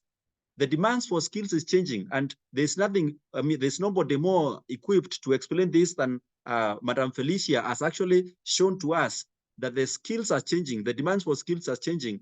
There are some skills that will be more required than others, and those not required now were in vogue a few years ago. There's also increasing competition for knowledge, you know, intellectual property. You know, previously 20, 30 years ago, there was not so much thought about intellectual property management in many of our universities in East Africa, or is it in the continent of Africa? But now it's becoming a more concerning environment. There's a lot more concerning intellectual property management, concerning protection of those intellectual properties and all the others. It's also increasing populism, nationalism, changing ideologies, things that can actually become challenges and constrain the opportunities thereof. Of course, changing demographics. And again here, Madam Felicia has delved deep into the statistics concerning demographics globally, as well as Africa, and even much deeper into sub-Saharan Africa. The appetite for diversity, difference, and variety is resilient. Young people want choices. Many still value freedom of movement and worship, and some seek tolerance of difference, whether in faith, identity, or sexuality, and many others. These are issues that are real in our times. There is need for cross-country, cross-cultural collaboration.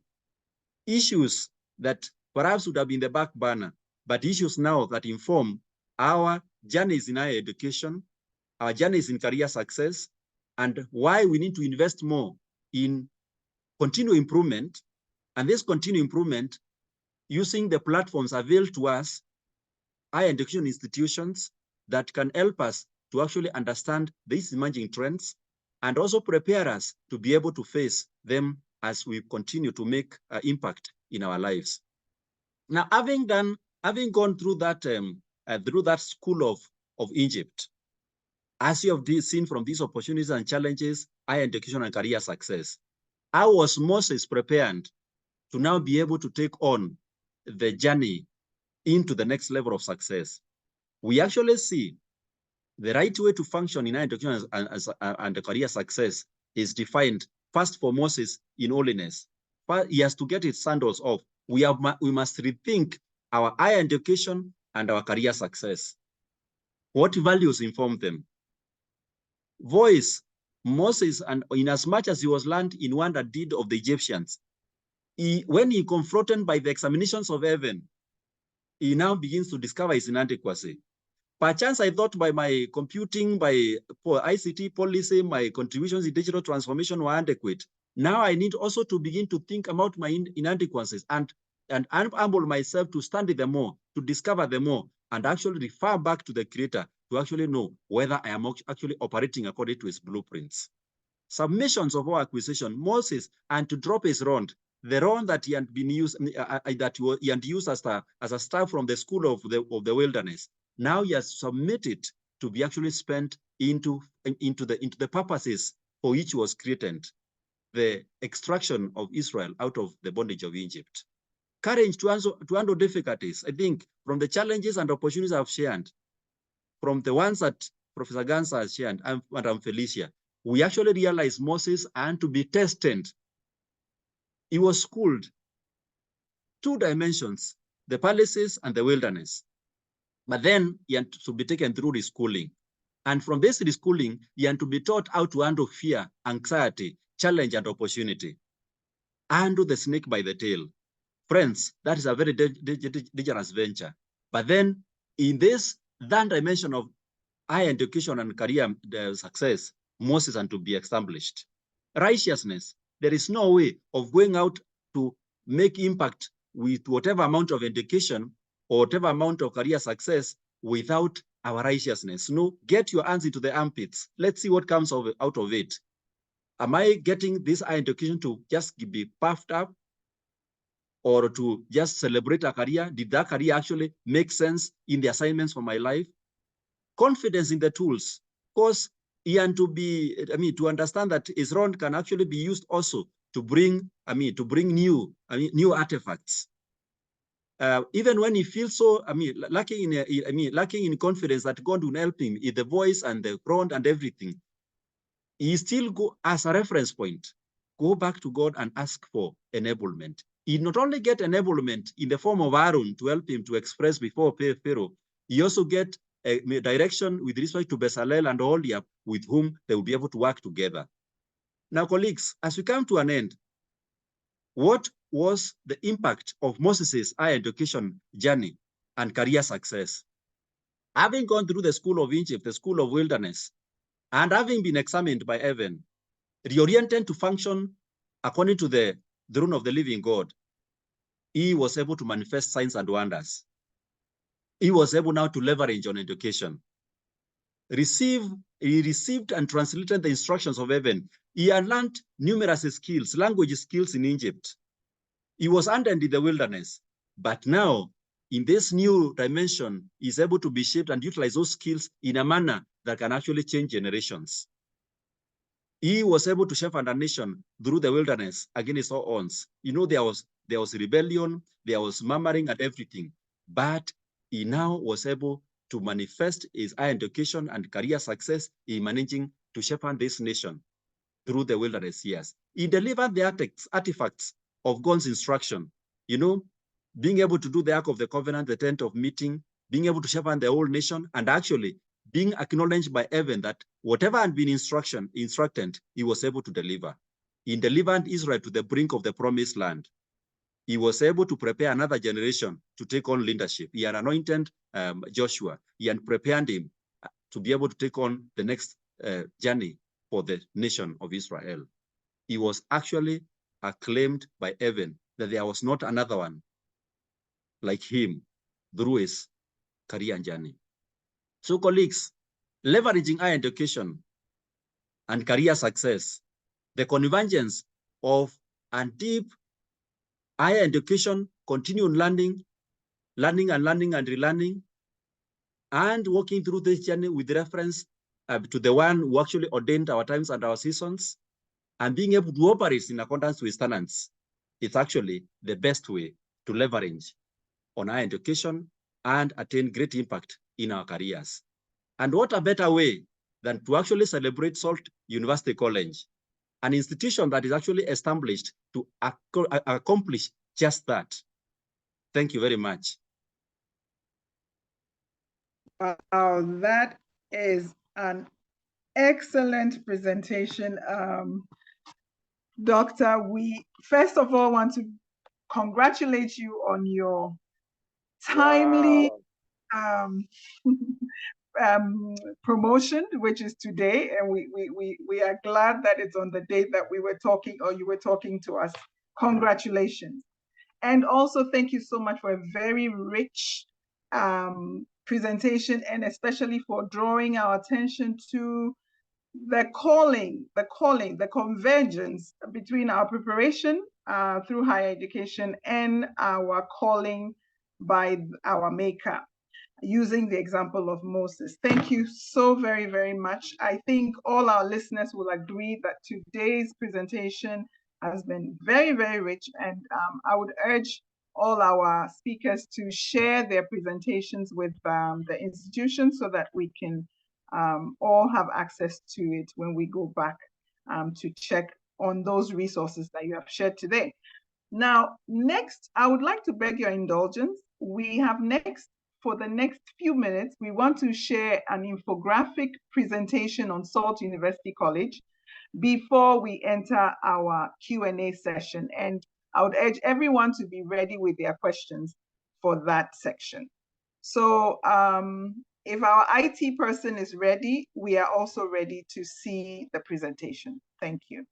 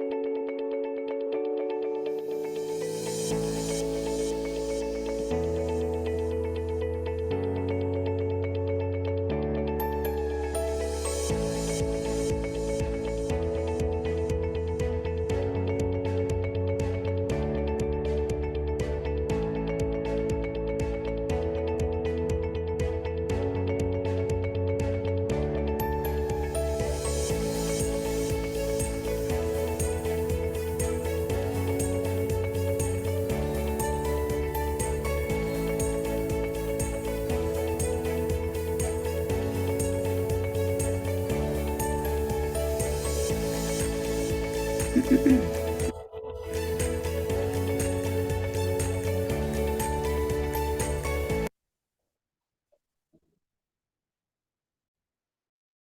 you so very much.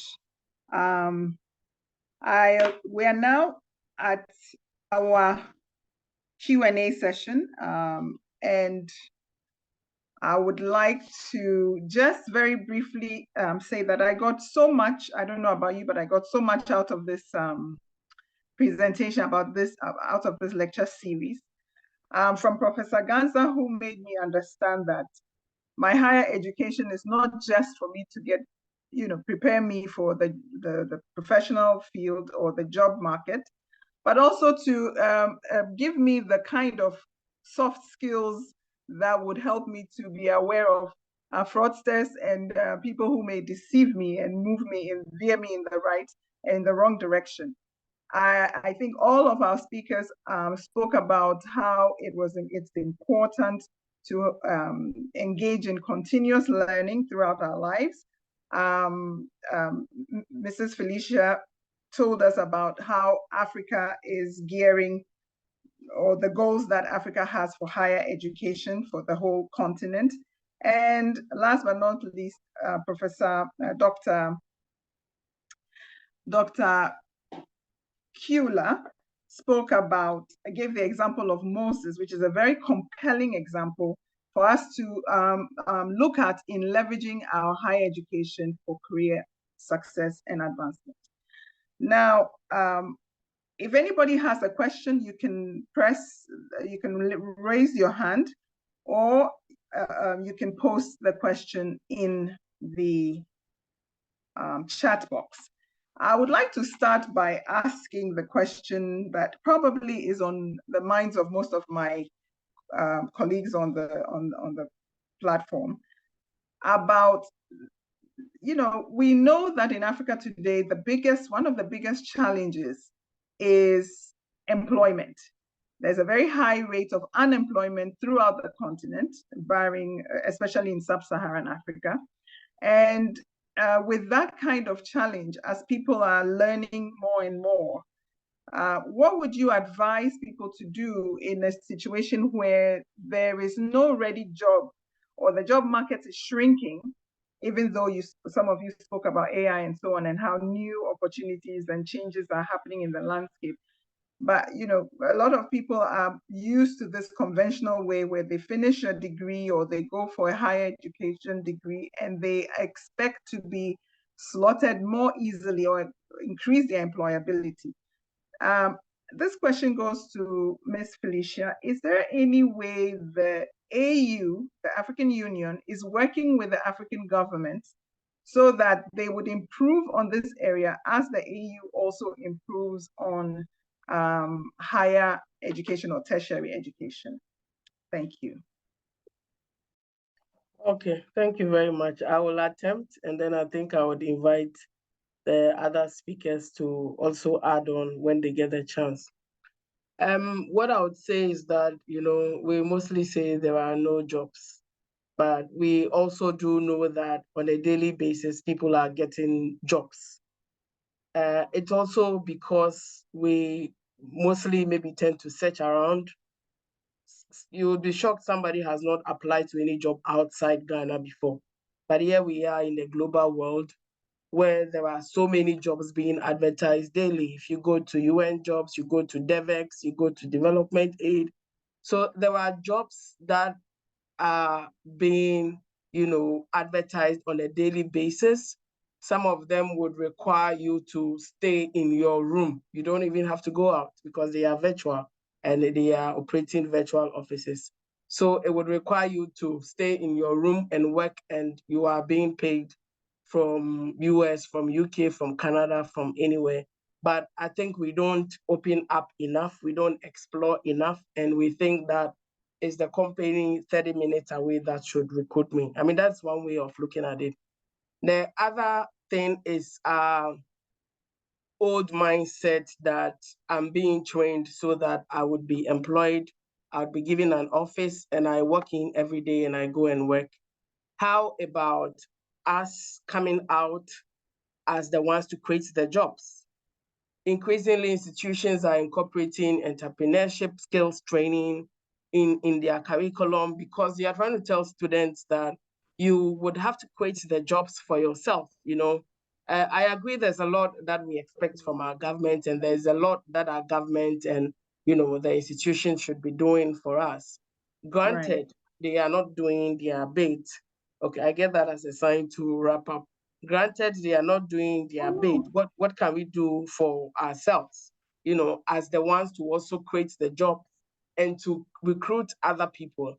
Meta, which is Facebook, was created by a student, was created by, there are so many jobs that are created by very young people. And today they've grown to become global, employers, and they have staff, a huge number of staff, and they pay them well. So how about us also being the ones to create the jobs and to recruit? Because you have gone through higher education, you have gone through first degree, masters, even to the level of PhD. So for your little cousin or your extended, friend that you know in the community who only ended at junior high school, at secondary school, is looking up to you. So us, we should also come out, with that mindset of being the ones to change. It's a way of, impacting society. Maybe I would end there, but I do agree that there's a lot that should be done by African Union. There's a lot that should be done by government in terms of making sure the policy environment is favorable to, also foster and make sure that as you try to create the jobs, the environment is favorable to ensure your job is growing and things like that. But I think generally I would want us to explore our options, more broadly, and to be the ones to also create the jobs as much as we can. Thank you. Thank you. Thank you, Felicia. I think my question was also more focused towards getting government to adopt policies that would encourage job creation by private sector, because we know we all can't work for the government. And in many societies that are advanced, most of the success in job creation is not necessarily through the public sector, but actually through the fact that the government created an enabling environment that helped in small and medium-sized enterprises creating jobs, and that multiplicity where people are able to get jobs. But thank you so much for your contribution. I don't know whether other speakers would like to also chime in before we go to the next question. Yes, Madam, I just want to add a few words to what my colleague just said. I'm of the opinion that, you see, our curriculum or curricula is structured in such a way that it turns us out to be holistic individuals. I'll give you a case in point. I remember when I was in China, somewhere in 2014, there were two universities in my province, Jiangsu University and then Jiangsu University of Science and Technology. Jiangsu University had foreign student population of close to 10,000. Jiangsu University of Science and Technology had just 2 foreign students. So I realized that these guys at Jiangsu University of Science and Technology were not having enough foreign students. Now, remember, I did pure computer science, but I also studied marketing as part of the curriculum. So I walked there one day and I told them, well, I was into recruitment. They asked that I come and do presentations, to make a presentation on how I do my recruitment. And so I did a presentation, and there I was given the nod to go to all African countries and recruit students for them. When I completed school in 2014, 2015, I had enough money to build my first house. So the point I'm trying to make is, it is not always the case that we complete school and then we look up to government or even the private sector to get us jobs. The curricula is such that it makes us holistic individuals. It is not for nothing that we take courses in psychology, courses in environmental science, courses in history, courses in marketing, in business administration, economics, and all that. It is for us to be rounded so that we'll be able to think outside the box and then to create jobs for ourselves. Thank you. Thank you so much, Dr. Ganza. And I don't know whether Dr. Huyula is willing to chime in as well before we move on.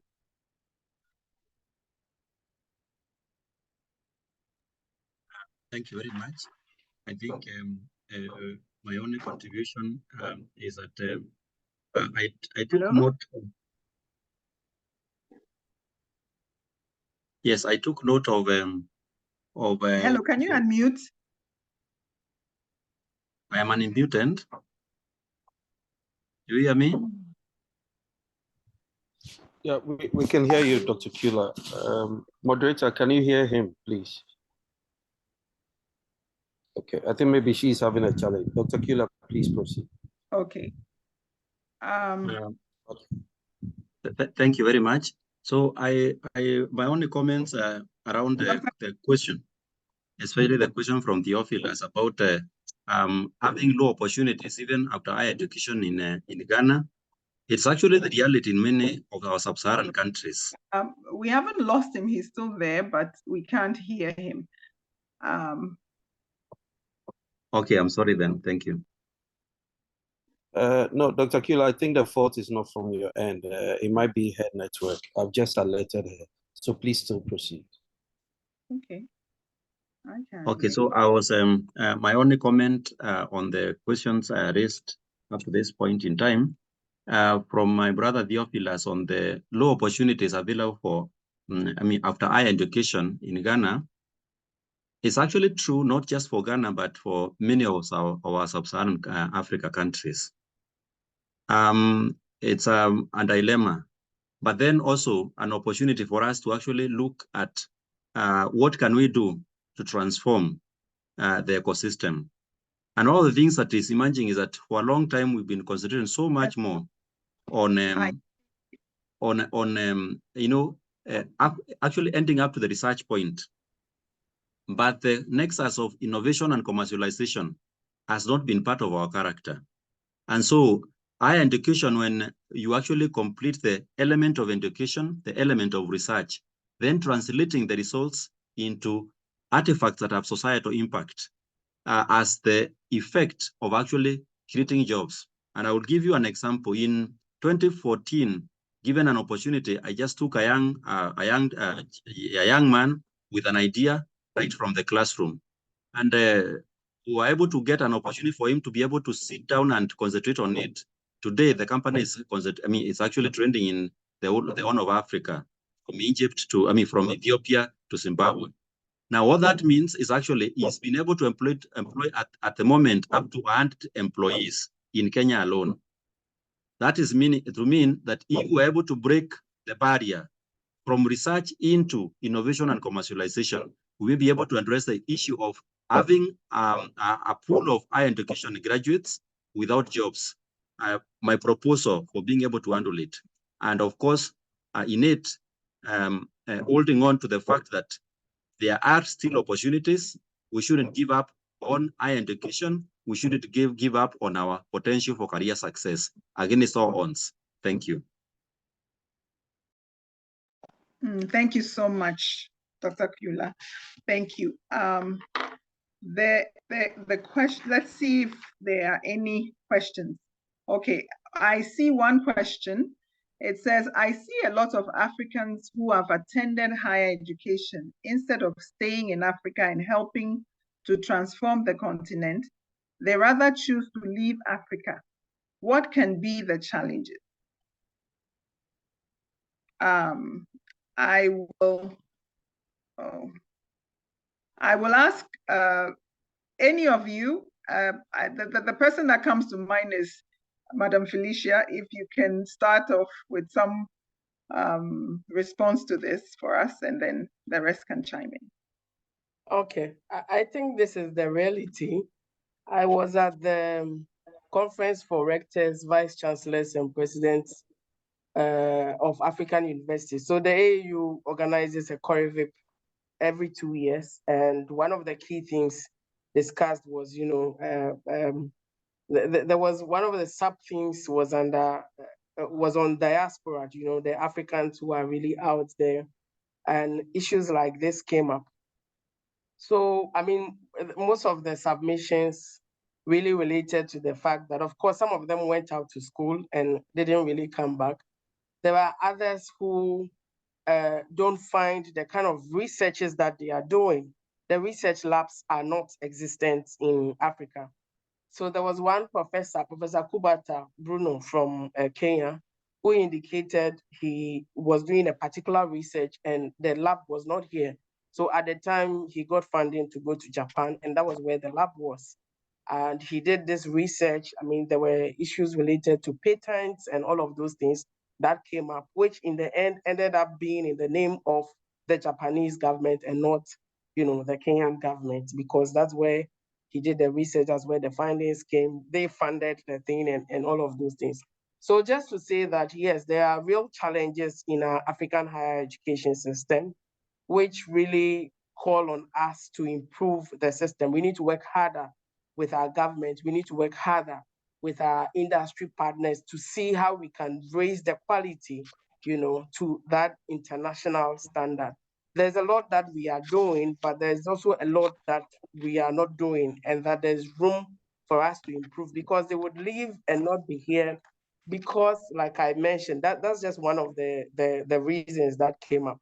We don't have the labs that they need to do their scientific research. So, I mean, us as stakeholders in this space really need to do a lot to ask our governments to invest. All African governments had committed to invest at least 1% of their GDP in research. Up to now, that has not been achieved. We know Egypt and South Africa and Kenya are a little bit close, but the majority of the rest of the continent, we are not there. Even though, they have signed on to agreements and they have committed to investing in research and all of that, but practically it's not being done. So yeah, I mean, just to say that there are challenges in the space that we need to address. It's also because, I mean, they live for greener pastures. How much is a typical university professor paid over here, in our part of the world? A professor would have to take up 2-3 universities. So we see them, moonlighting and mining, or the various terms that we call it, because they need to move around and offer their skill to be able to earn enough. So that also is a factor which would make someone want to leave for a greener pasture. And so we need to do a lot to improve. These are people who are training the next generation. These are people who are really, building the needed mass of human resource that we need to transform our economy. So there are improvements that are needed in the system, for which, makes the other side more greener and more attractive for them to live. But I think others can add on. But these are real challenges that we need to address, and which we haven't really addressed properly, and they still continue to linger on. So there's still a lot of work to be done in the space. Thank you so much, Dr. Felicia. Our time is almost up, but then we would beg you to stay with us for the next another few minutes, since our discussion is really very exciting. I see Dr. Day Tumi, who has lifted their hands. Can you unmute and ask your question, please? Please go ahead. Thank you very much, Madam Moderator. Yeah, thank you very much. I hope you can hear me. Yes. Okay. Thank you. And let me again congratulate the presenter, very, very educating, and as to Dr. Kula for your promotion. But my question basically goes to all three presenters. And we are talking about, if you like, the future of higher education and the impact that it could make on our continent. And when Madam Felicia was presenting, he made mention of the SDGs, the education on the continent in general, and all of that. Now, but you would agree with me that one of the critical institutions that we are not looking at, is the institution of political leadership. Now, whether it's technology, whether it's education, whatever it is, all of these things are largely driven by leadership, driven by political, especially in Africa. Now, look at technology, for example. You realize that the cost of common, let's say internet, is so expensive that the average graduate who have started his or her business is struggling to meet the cost of that. Now, the SDGs, you realize that in the last report that came from the Secretary General, just about 15% are actually on track. Almost 40-something% is off target. So my question is, having spoken about all these things that we have discussed this evening, to what extent is higher education on our continent helping to develop, should I say, let me put it this way, helping to impact on political leadership on the continent, knowing that this is very, very critical. Okay, Agenda 2063 and all the things that we are talking about can only be achieved when we have credible, ethical, political leaders on our continent. And I'm not saying that's the only kind of leadership that we want, but we all of us agree that that's a pivot around which most of the big issues that we are talking about here can be achieved. So what is the take of higher education on that? That's my question. Thank you very much.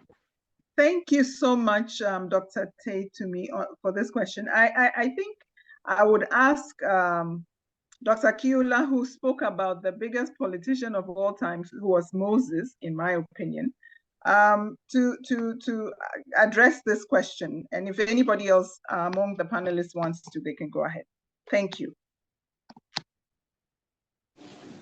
Thank you very much, Madam Sika and Dr. Daitomi. It is a very important question. A question that we cannot avoid to address at this point in time, but also a question that that points us to the opportunity we have. Higher education has the potential to raise people who can shape opinions and shape ideologies. The question is, if we have Malande in the political class, are these are people of a different a different species? Are they? We are all coming from the same spring, and therefore the challenges we see in the political class are most probably the challenges you also have in the higher education ecosystem. And so at this point, I will go back to myself and look at the Malande within me. Because if you look at most of our presidents, most of our prime ministers, most of our cabinet secretaries or state ministers are people around them who are very well groomed in the sphere of higher education. The question is, what kind of advice do we give? And so, therefore, the reference to Moses in my presentation, that yes, there's higher education, there's career success. But what is the foundation upon which these ones are standing? What is their anchor? If there is still leprosy in or among the players in higher education, that leprosy will still translate into the political class. And so we must lead to the fact that transformation will begin to emerge when our own personal spaces have been worked on sufficiently to actually understand the place of dealing with the self and being anchored on the right foundations to be able to make impact. Is it possible in our times? Certainly, yes. There are environments where we have seen actually people making change. And I will give you an example. In the hospital where I'm working, the visionary behind the hospital functions as a vice chancellor for 10 years, having risen to the highest rank in the ladder of academic success. Schooled in Kenya, schooled in the US, came back, rose through the ranks, became vice chancellor, and looked at the challenges that there were in the healthcare ecosystem, proposed a solution, and was able to move the levels of government, even outside of politics, be able to get financing for building a hospital that was more than 10 times well financed than the actual university that she was running. So actually, to me, testament to the fact that if we have worked on our leprosy, we will be able to work on the leprosy in politics. and the leprosy in governance. That to me points to the solution. Thank you. Wow, thank you so much for that excellent answer that makes each of us reflect on our own personal space and whether we as individuals are doing our part. Thank you very much. I don't know if Professor Ganza or Madam Felicia are interested in chiming in. Well, I think Doc has said it all, and so maybe we should just make progress. He has said it all. Thank you. Thank you. So now I see a hand lifted by Paul Tay. Paul Tay, you have the floor. You can unmute and ask your question. Thank you. Okay, good evening to us all. And I'd like to thank all our panelists for a very good presentation they've given us so far. Prof. Gansa, who is my personal mentor, thank you so much. Mrs. Felicia, thank you. And then Dr. Kula, thank you and congratulations also. My question has to do with our way of life in Africa, where most of our people are in the rural areas. Now, it is believed, as Dr. Kula rightly mentioned, that higher education is an instrument in reducing poverty. We realize that most of those who are engaged and who are reading as poverty people are in the rural areas. So my question is, in the case where we hope that higher education will become instrumental in reducing this, how do we take the conversation to these places? Because as it stands, there are a lot of rural areas where there are people over there, children that are coming up in educations, and they are coming up with these creative ideas. They are having these innovative ideas. But there again, they do not get the chance to get this kind of information. So as a nation, as a continent, how do we take this conversation beyond the urban areas where we overly hear these things day in and day out? How do we take it to the rural areas, the places where they mostly need it? I believe that if we have these answers, anybody can go on and then make us understand how we can really take this conversation around higher education to these rural areas where we can get a lot of people on board. Thank you. Thank you so much, Paul. I think your mentor, Professor Ganza, may want to say something about this issue that you have raised. Yeah, thank you so much, Madam. This is a very, very difficult question. But what I can say is we need political will to be able to get into the hinterland, to these deprived lands. As a people, we are constrained in resources, and then most of the resources that we need to get to these deprived areas to help our folks out there.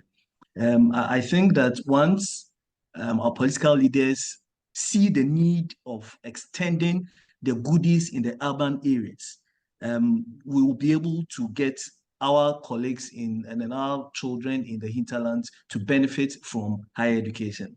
As a people, as private entities, I think there is very little we can do to get these things to the hinterland, unless there is political will, unless our leaders see and find the need to extend the range of resources to our colleagues in the hinterlands. That is what I can say for that. Thank you. Thank you so much.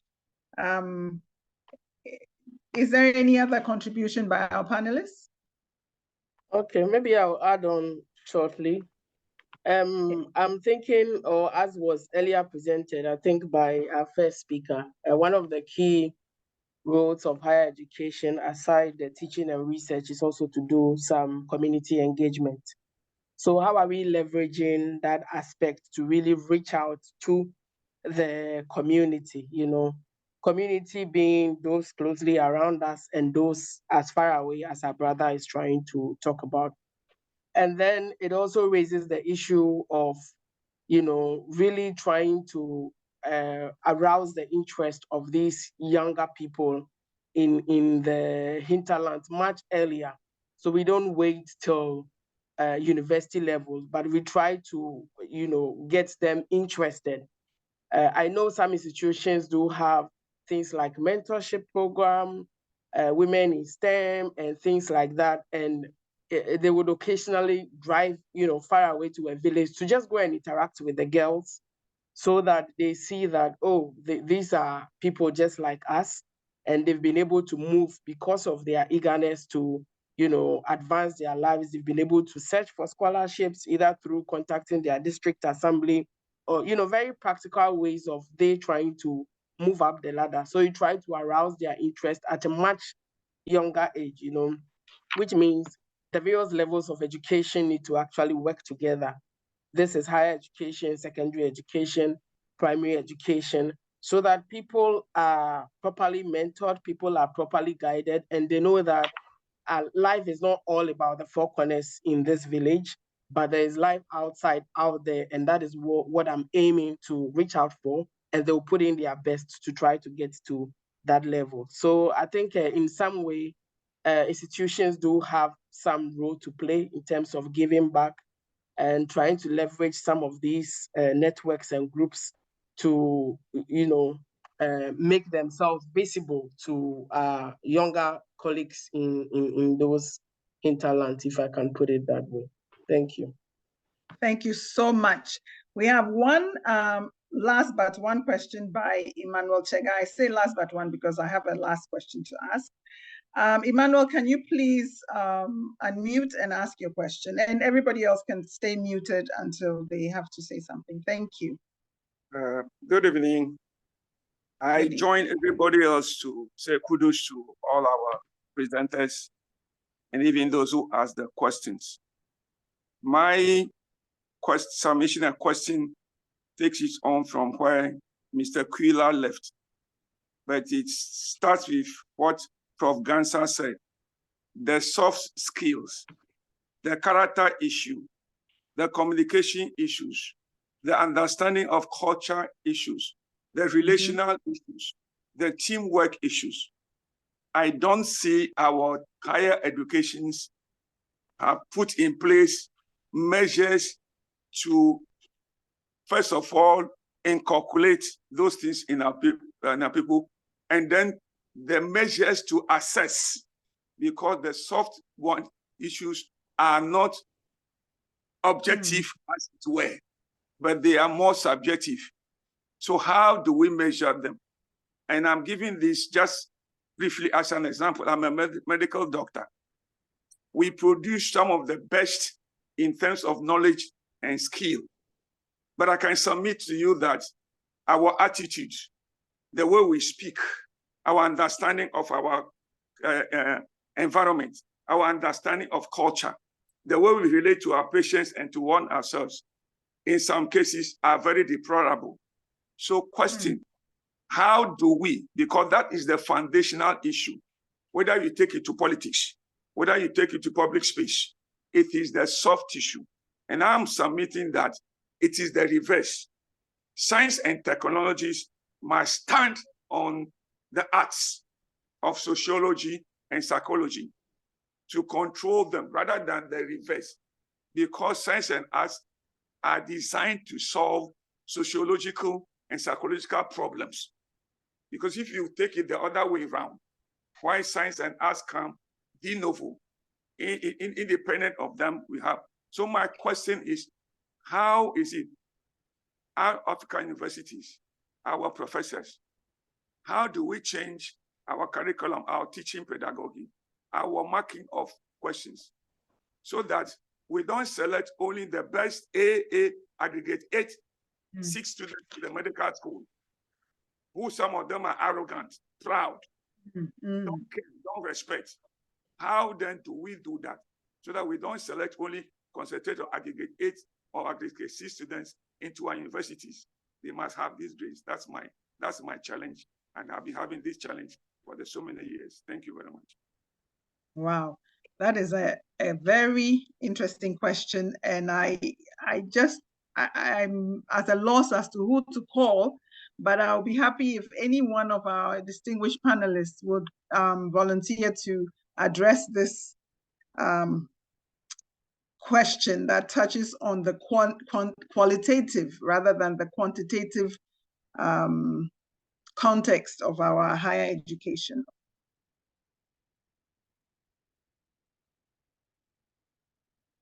Okay, let me call upon Professor Ganza.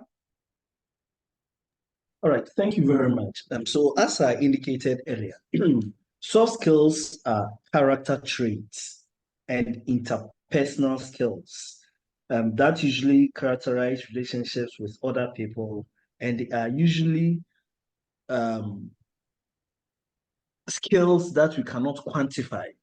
And so I cannot measure how, for instance, I relate with other people. I can't measure. Like the one who asked the question rightly said, it is very subjective to say that this guy is a very nice person or that guy is not a nice person. Again, it is very subjective to say that this guy is sociable or not sociable. Very, very subjective. And it's also very, very subjective to say that this guy is a good communicator and stuff like that. So as I indicated, we come up with courses and then activities that imbibe in students the sense of coming up with such soft skills. So the group discussions, the analytical questions you give students, the field trips we go, the kind of associations that we encourage students to have on campus, joining SRC and stuff like that. These, in our opinion, will help students build these skills that you are talking about. It is quite difficult, and that is why in most jurisdictions, we don't expect individuals to come with certificate to say that, look at my certificate, I'm a critical thinker. Look at my certificate, I'm a very sociable person. Look at my certificate, I'll be able to transform the fortunes of this company. So these are skills that are inherent, skills that are soft, okay, to quantify. And so, yes, I agree with the person who has the question very well. I agree totally with him, but these are skills that we cannot, for want of a better word, have some assessment models in assessing individuals to ascertain whether or not they possess such skills. So yes, we may just have to continue with the activities that we give to our students. We may have to improve upon them. We may have to engage them more with the non-verbal kind of cues that they need in the job market and in the social environment as a whole. Thank you. I hope I've attempted answering the question. Thank you so much, Professor.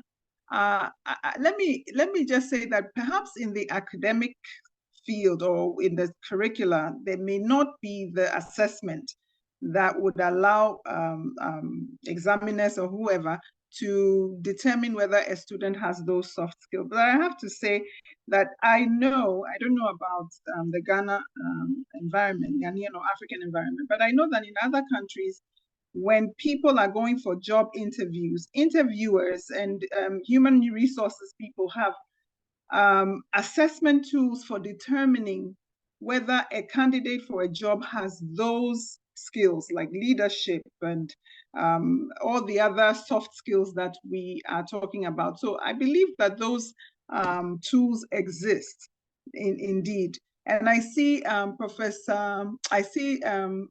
Felicia with her hands raised. Can you please unmute or and then go ahead, please? Yes, just a quick addition to what Prof had submitted earlier. Just to say that, training an individual to be well-rounded, I think we tend to leave all of that to our education system. But we should also know that it's a holistic activity with so many players having a role to play, starting from home, as parents, as we train our little ones, and starting from our churches, and of course from schools as well. So I like what SALT is doing so much, because you are not only looking at training someone academically, but you are looking at, the character traits and, all those other aspects, because you need all of that for you to be a well-rounded individual. For higher education institution, yes, universities would try to incorporate activities which would, make students work together as a team. So they are trying to develop their teamwork traits. They would want students to make presentations, trying to build their communication, presentation skills. But there are so many other skills. What would make someone who is in charge of finance decide to add a zero or remove a zero, is university training people in terms of, their ethics? Are we training people in terms of, so I think that, of course, higher education bodies do have a major role to play, but let's bring this down home and look at, the other various institutions that have to play a role in making sure that the person who ends up as the CEO of this institution is really well-rounded, character-wise, with all the soft skills, and then also with that high intellectual capability to run the institution. So yes, I thought it would be good to mention that we should all not only leave it all on higher education alone, but I mean, at every point in time that we have the ability to, we get the opportunity to make an intervention, to make a correction, to contribute to the framing of a younger one, I think we should all be able to contribute in that sense. Thank you. Thank you so very, very much, Mrs. Felicia Kugwaji. I want to please ask those who have already asked their questions, can you please lower your hands so that we know that you don't have any additional questions. I see one person called Akologo. Akologo, could you go ahead and unmute and ask your question? I think that would be the last question from the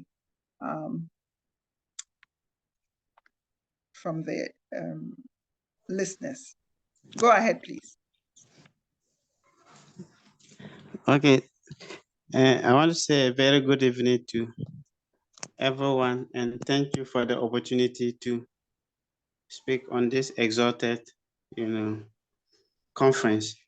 First of all, I have two questions. So the first question is, I want to know, like, the procedure that you can use to be able to secure the foreign or any university scholarship programs, the procedure you can use to, I believe they spoke about it. So I just want to know maybe the clear procedure you can use to be able to acquire that. I saw the link though, but when you search and you get those things, you do the applications and you follow up, you get messages and then you don't have the necessary information clear to just have your scholarship granted. And then the second question is, I want to know, as Africans, we should have the mind of the Pan-Africanism motive. And of late, I see a lot of coups in Africa here, which we have not even recorded one in the Europe. So as an academic field or ground, what are the superiors doing about that?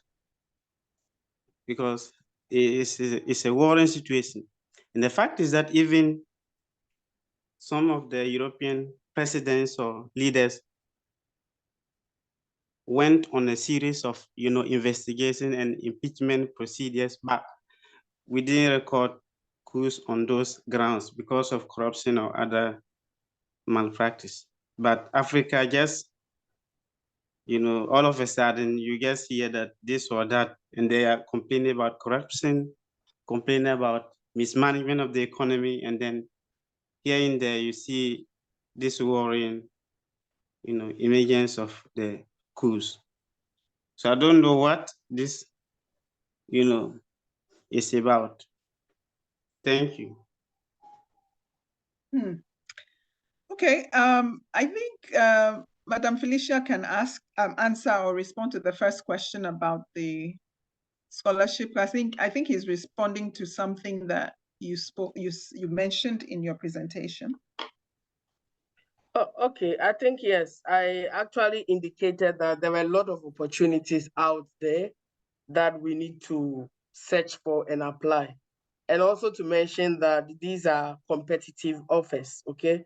So if in a year there are 100 offers open to admit, to sponsor students for a master's program, or there are only 20 spots for a PhD program, then of course you would imagine that there are a lot of applications going in. But what will make you get it or not get it, it's how strong you are as a candidate. If it's for a PhD scholarship, for instance, some of them would even want to see at least one publication that you have, and you will find that most of us don't have that. So if we are not yet there at the point where we have finished school and want to move to the next, it's a good time to actually start searching, looking for their requirements. Some of these are yearly. You look for their requirements, you see what they want, and you can begin to build your profile. So once you submit, you actually stand out as a very strong candidate. Mind you, it's just the same as the world of work is equally competitive.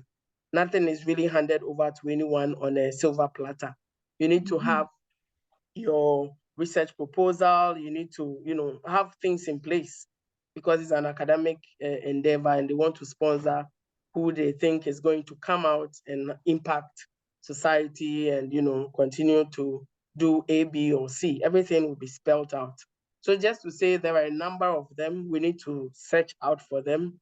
And we need to also follow the various platforms that offer this opportunity. I can share the AAU's mailing list with Mr. Amma, for instance, so that it can be shared and those who are interested can subscribe to it.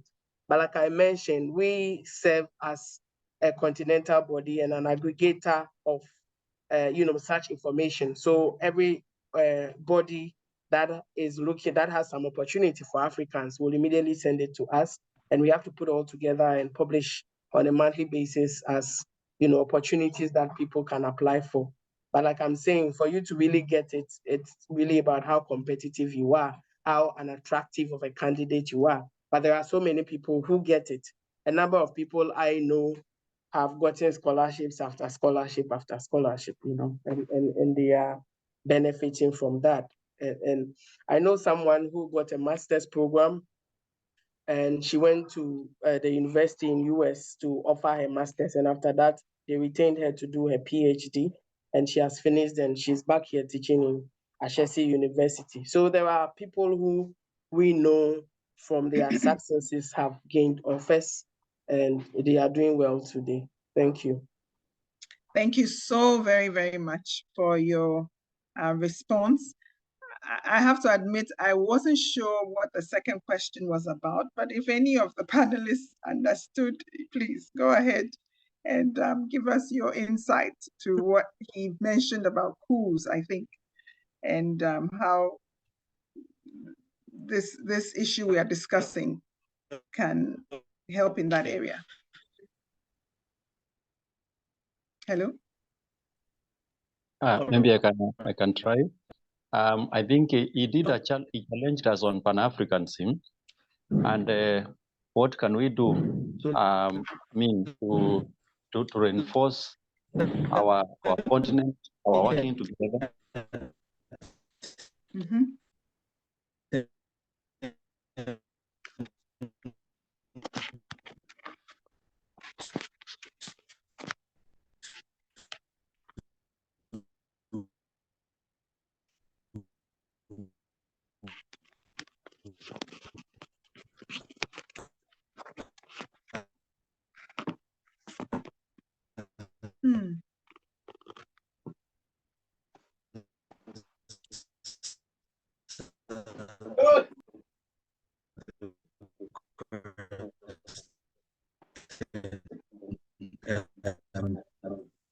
Yeah. Hello?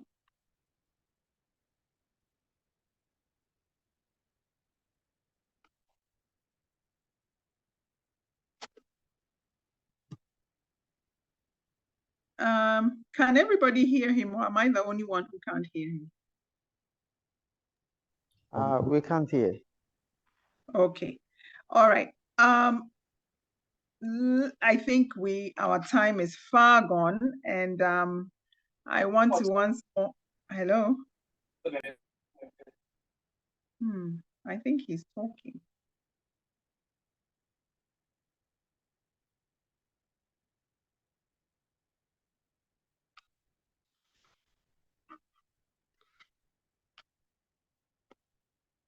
Okay, let me just throw out my last question. I think all of the speakers agree that continuous learning is good, and we should urge us all to engage in continuous learning because it keeps us sharp for all the benefits that comes with. But what do you say to the brother or sister who is a perpetual student, accumulating all kinds of degrees and not knowing exactly how to market themselves to leverage all that learning?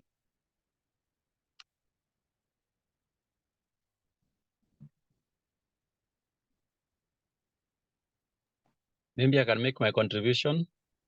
Yes, please. I think we learned from Professor Gance's approach. Mentorship is one critical component. When you have mentors around you, they will be able to point you to the right direction. The next is actually establishing offices in our higher education institutions that are able to provide guidance to our students. Career guidance is very important. Of course, together with placement, because if somebody gets advice in a structured way, timely way, then they are most likely able to make the right decisions.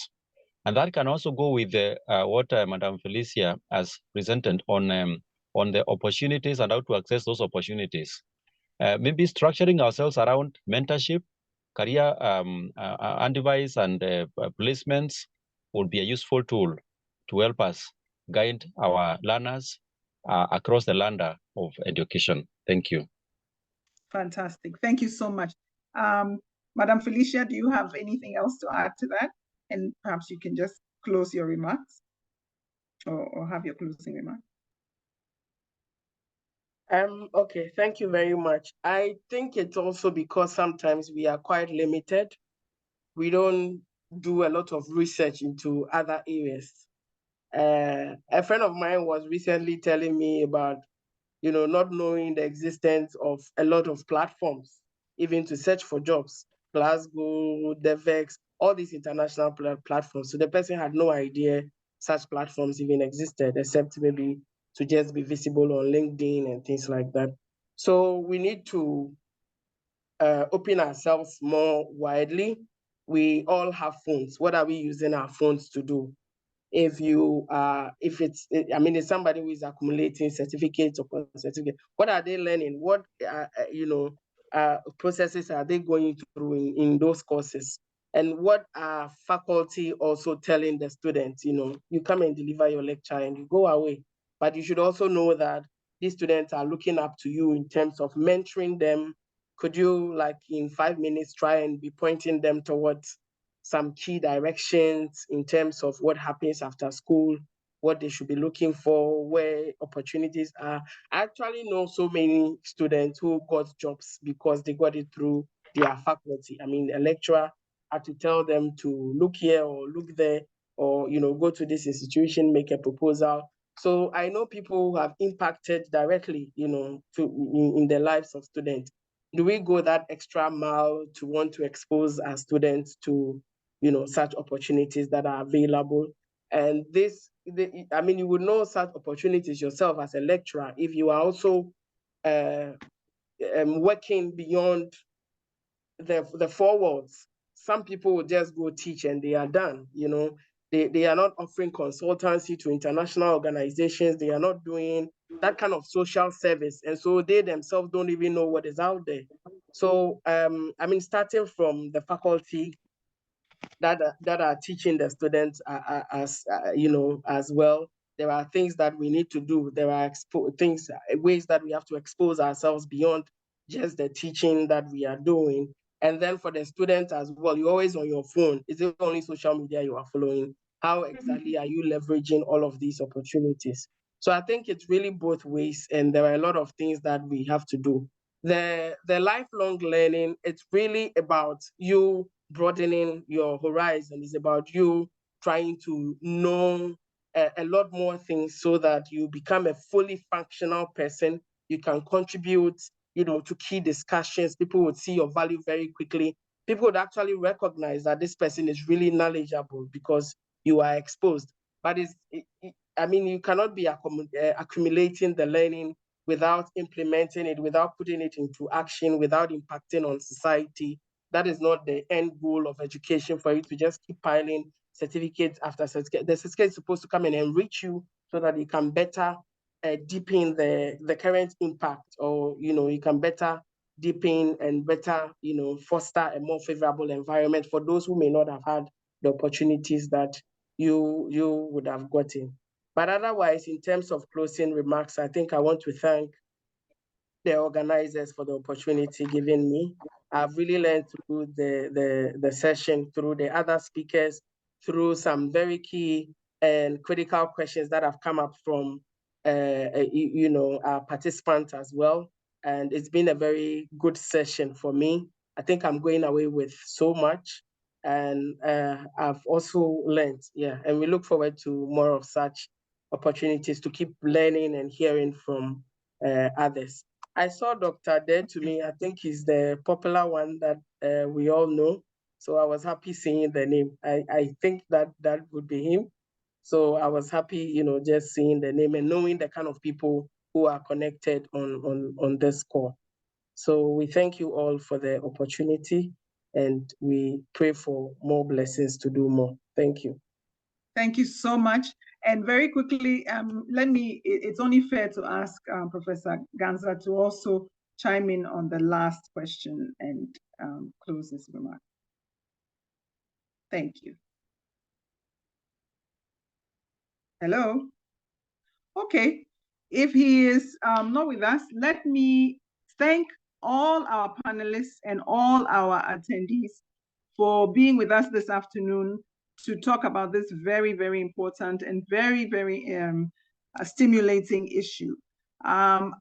Without further ado, I would like to ask our registrar, Mr. Michael Amma, to give us some closing remarks and a short prayer. We've already gone way beyond our time, but that's what happens when you're having fun.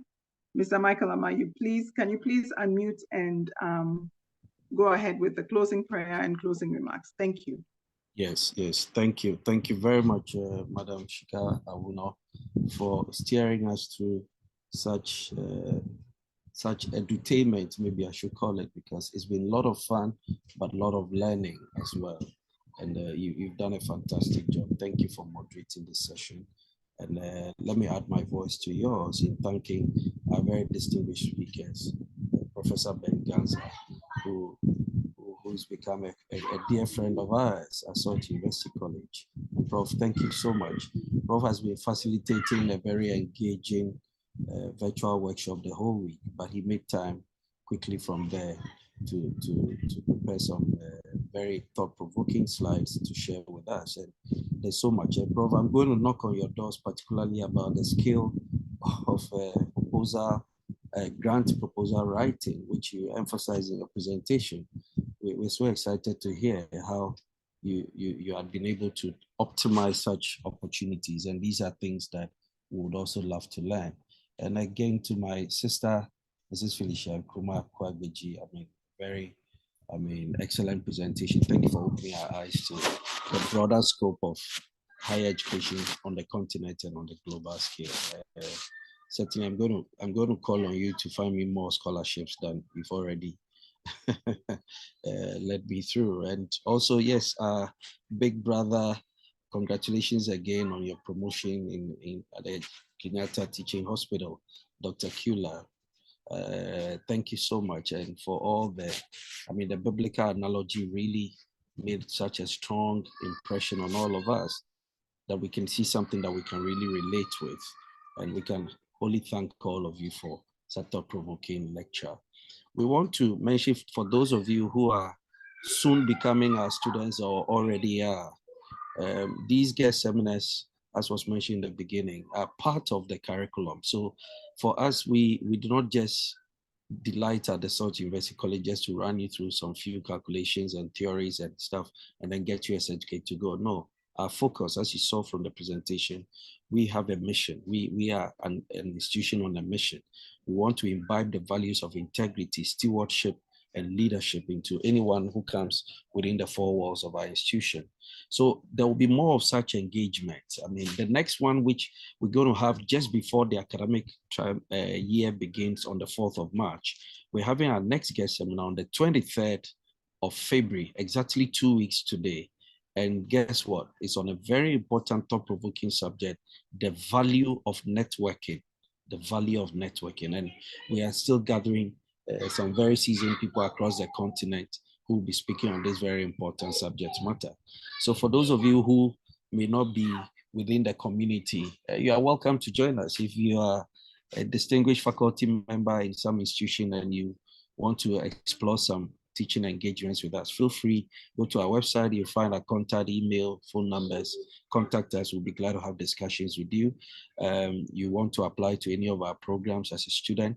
And Felicia, as you did mention, yes, is a good old Dr. Day to me, who's become, I mean, a very strong affiliate of the university, although he's earned his doctorate several years already because of the very unique nature of our international relations program. Dr. Day to me has come in to take another postgraduate program with us, just to position him for what lies ahead of the continent. So this is what we offer at the South University College. I want to welcome all of you who are interested in joining us. Please go to our website and then you can make contact with us. Thank you. Let's share a quick word of prayer. Our Father and our God in heaven, thank you for this opportunity that we can connect across the continent, Lord, to share ideas and be challenged on the ways by which we can optimize the higher educational opportunities that you bring through to us.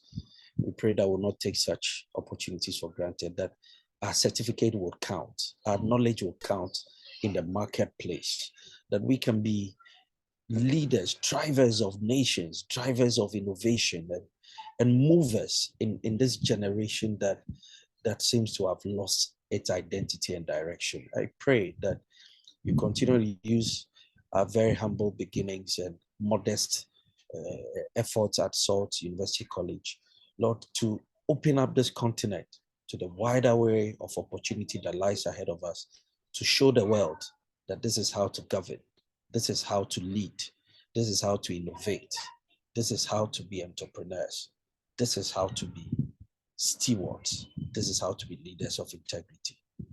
We pray these and more upon us in Jesus' name. Amen. Amen. Thank you all. Thank you. Madam Shita, over to you, please. Amen. Amen. Amen. Thank you once more. I know that we have kicked off the year with a fantastic session. And so we know that you are now hooked and you will be with us again throughout the year whenever we have our seminar series. Thank you so much for coming and have a good night. Bye-bye. Sure.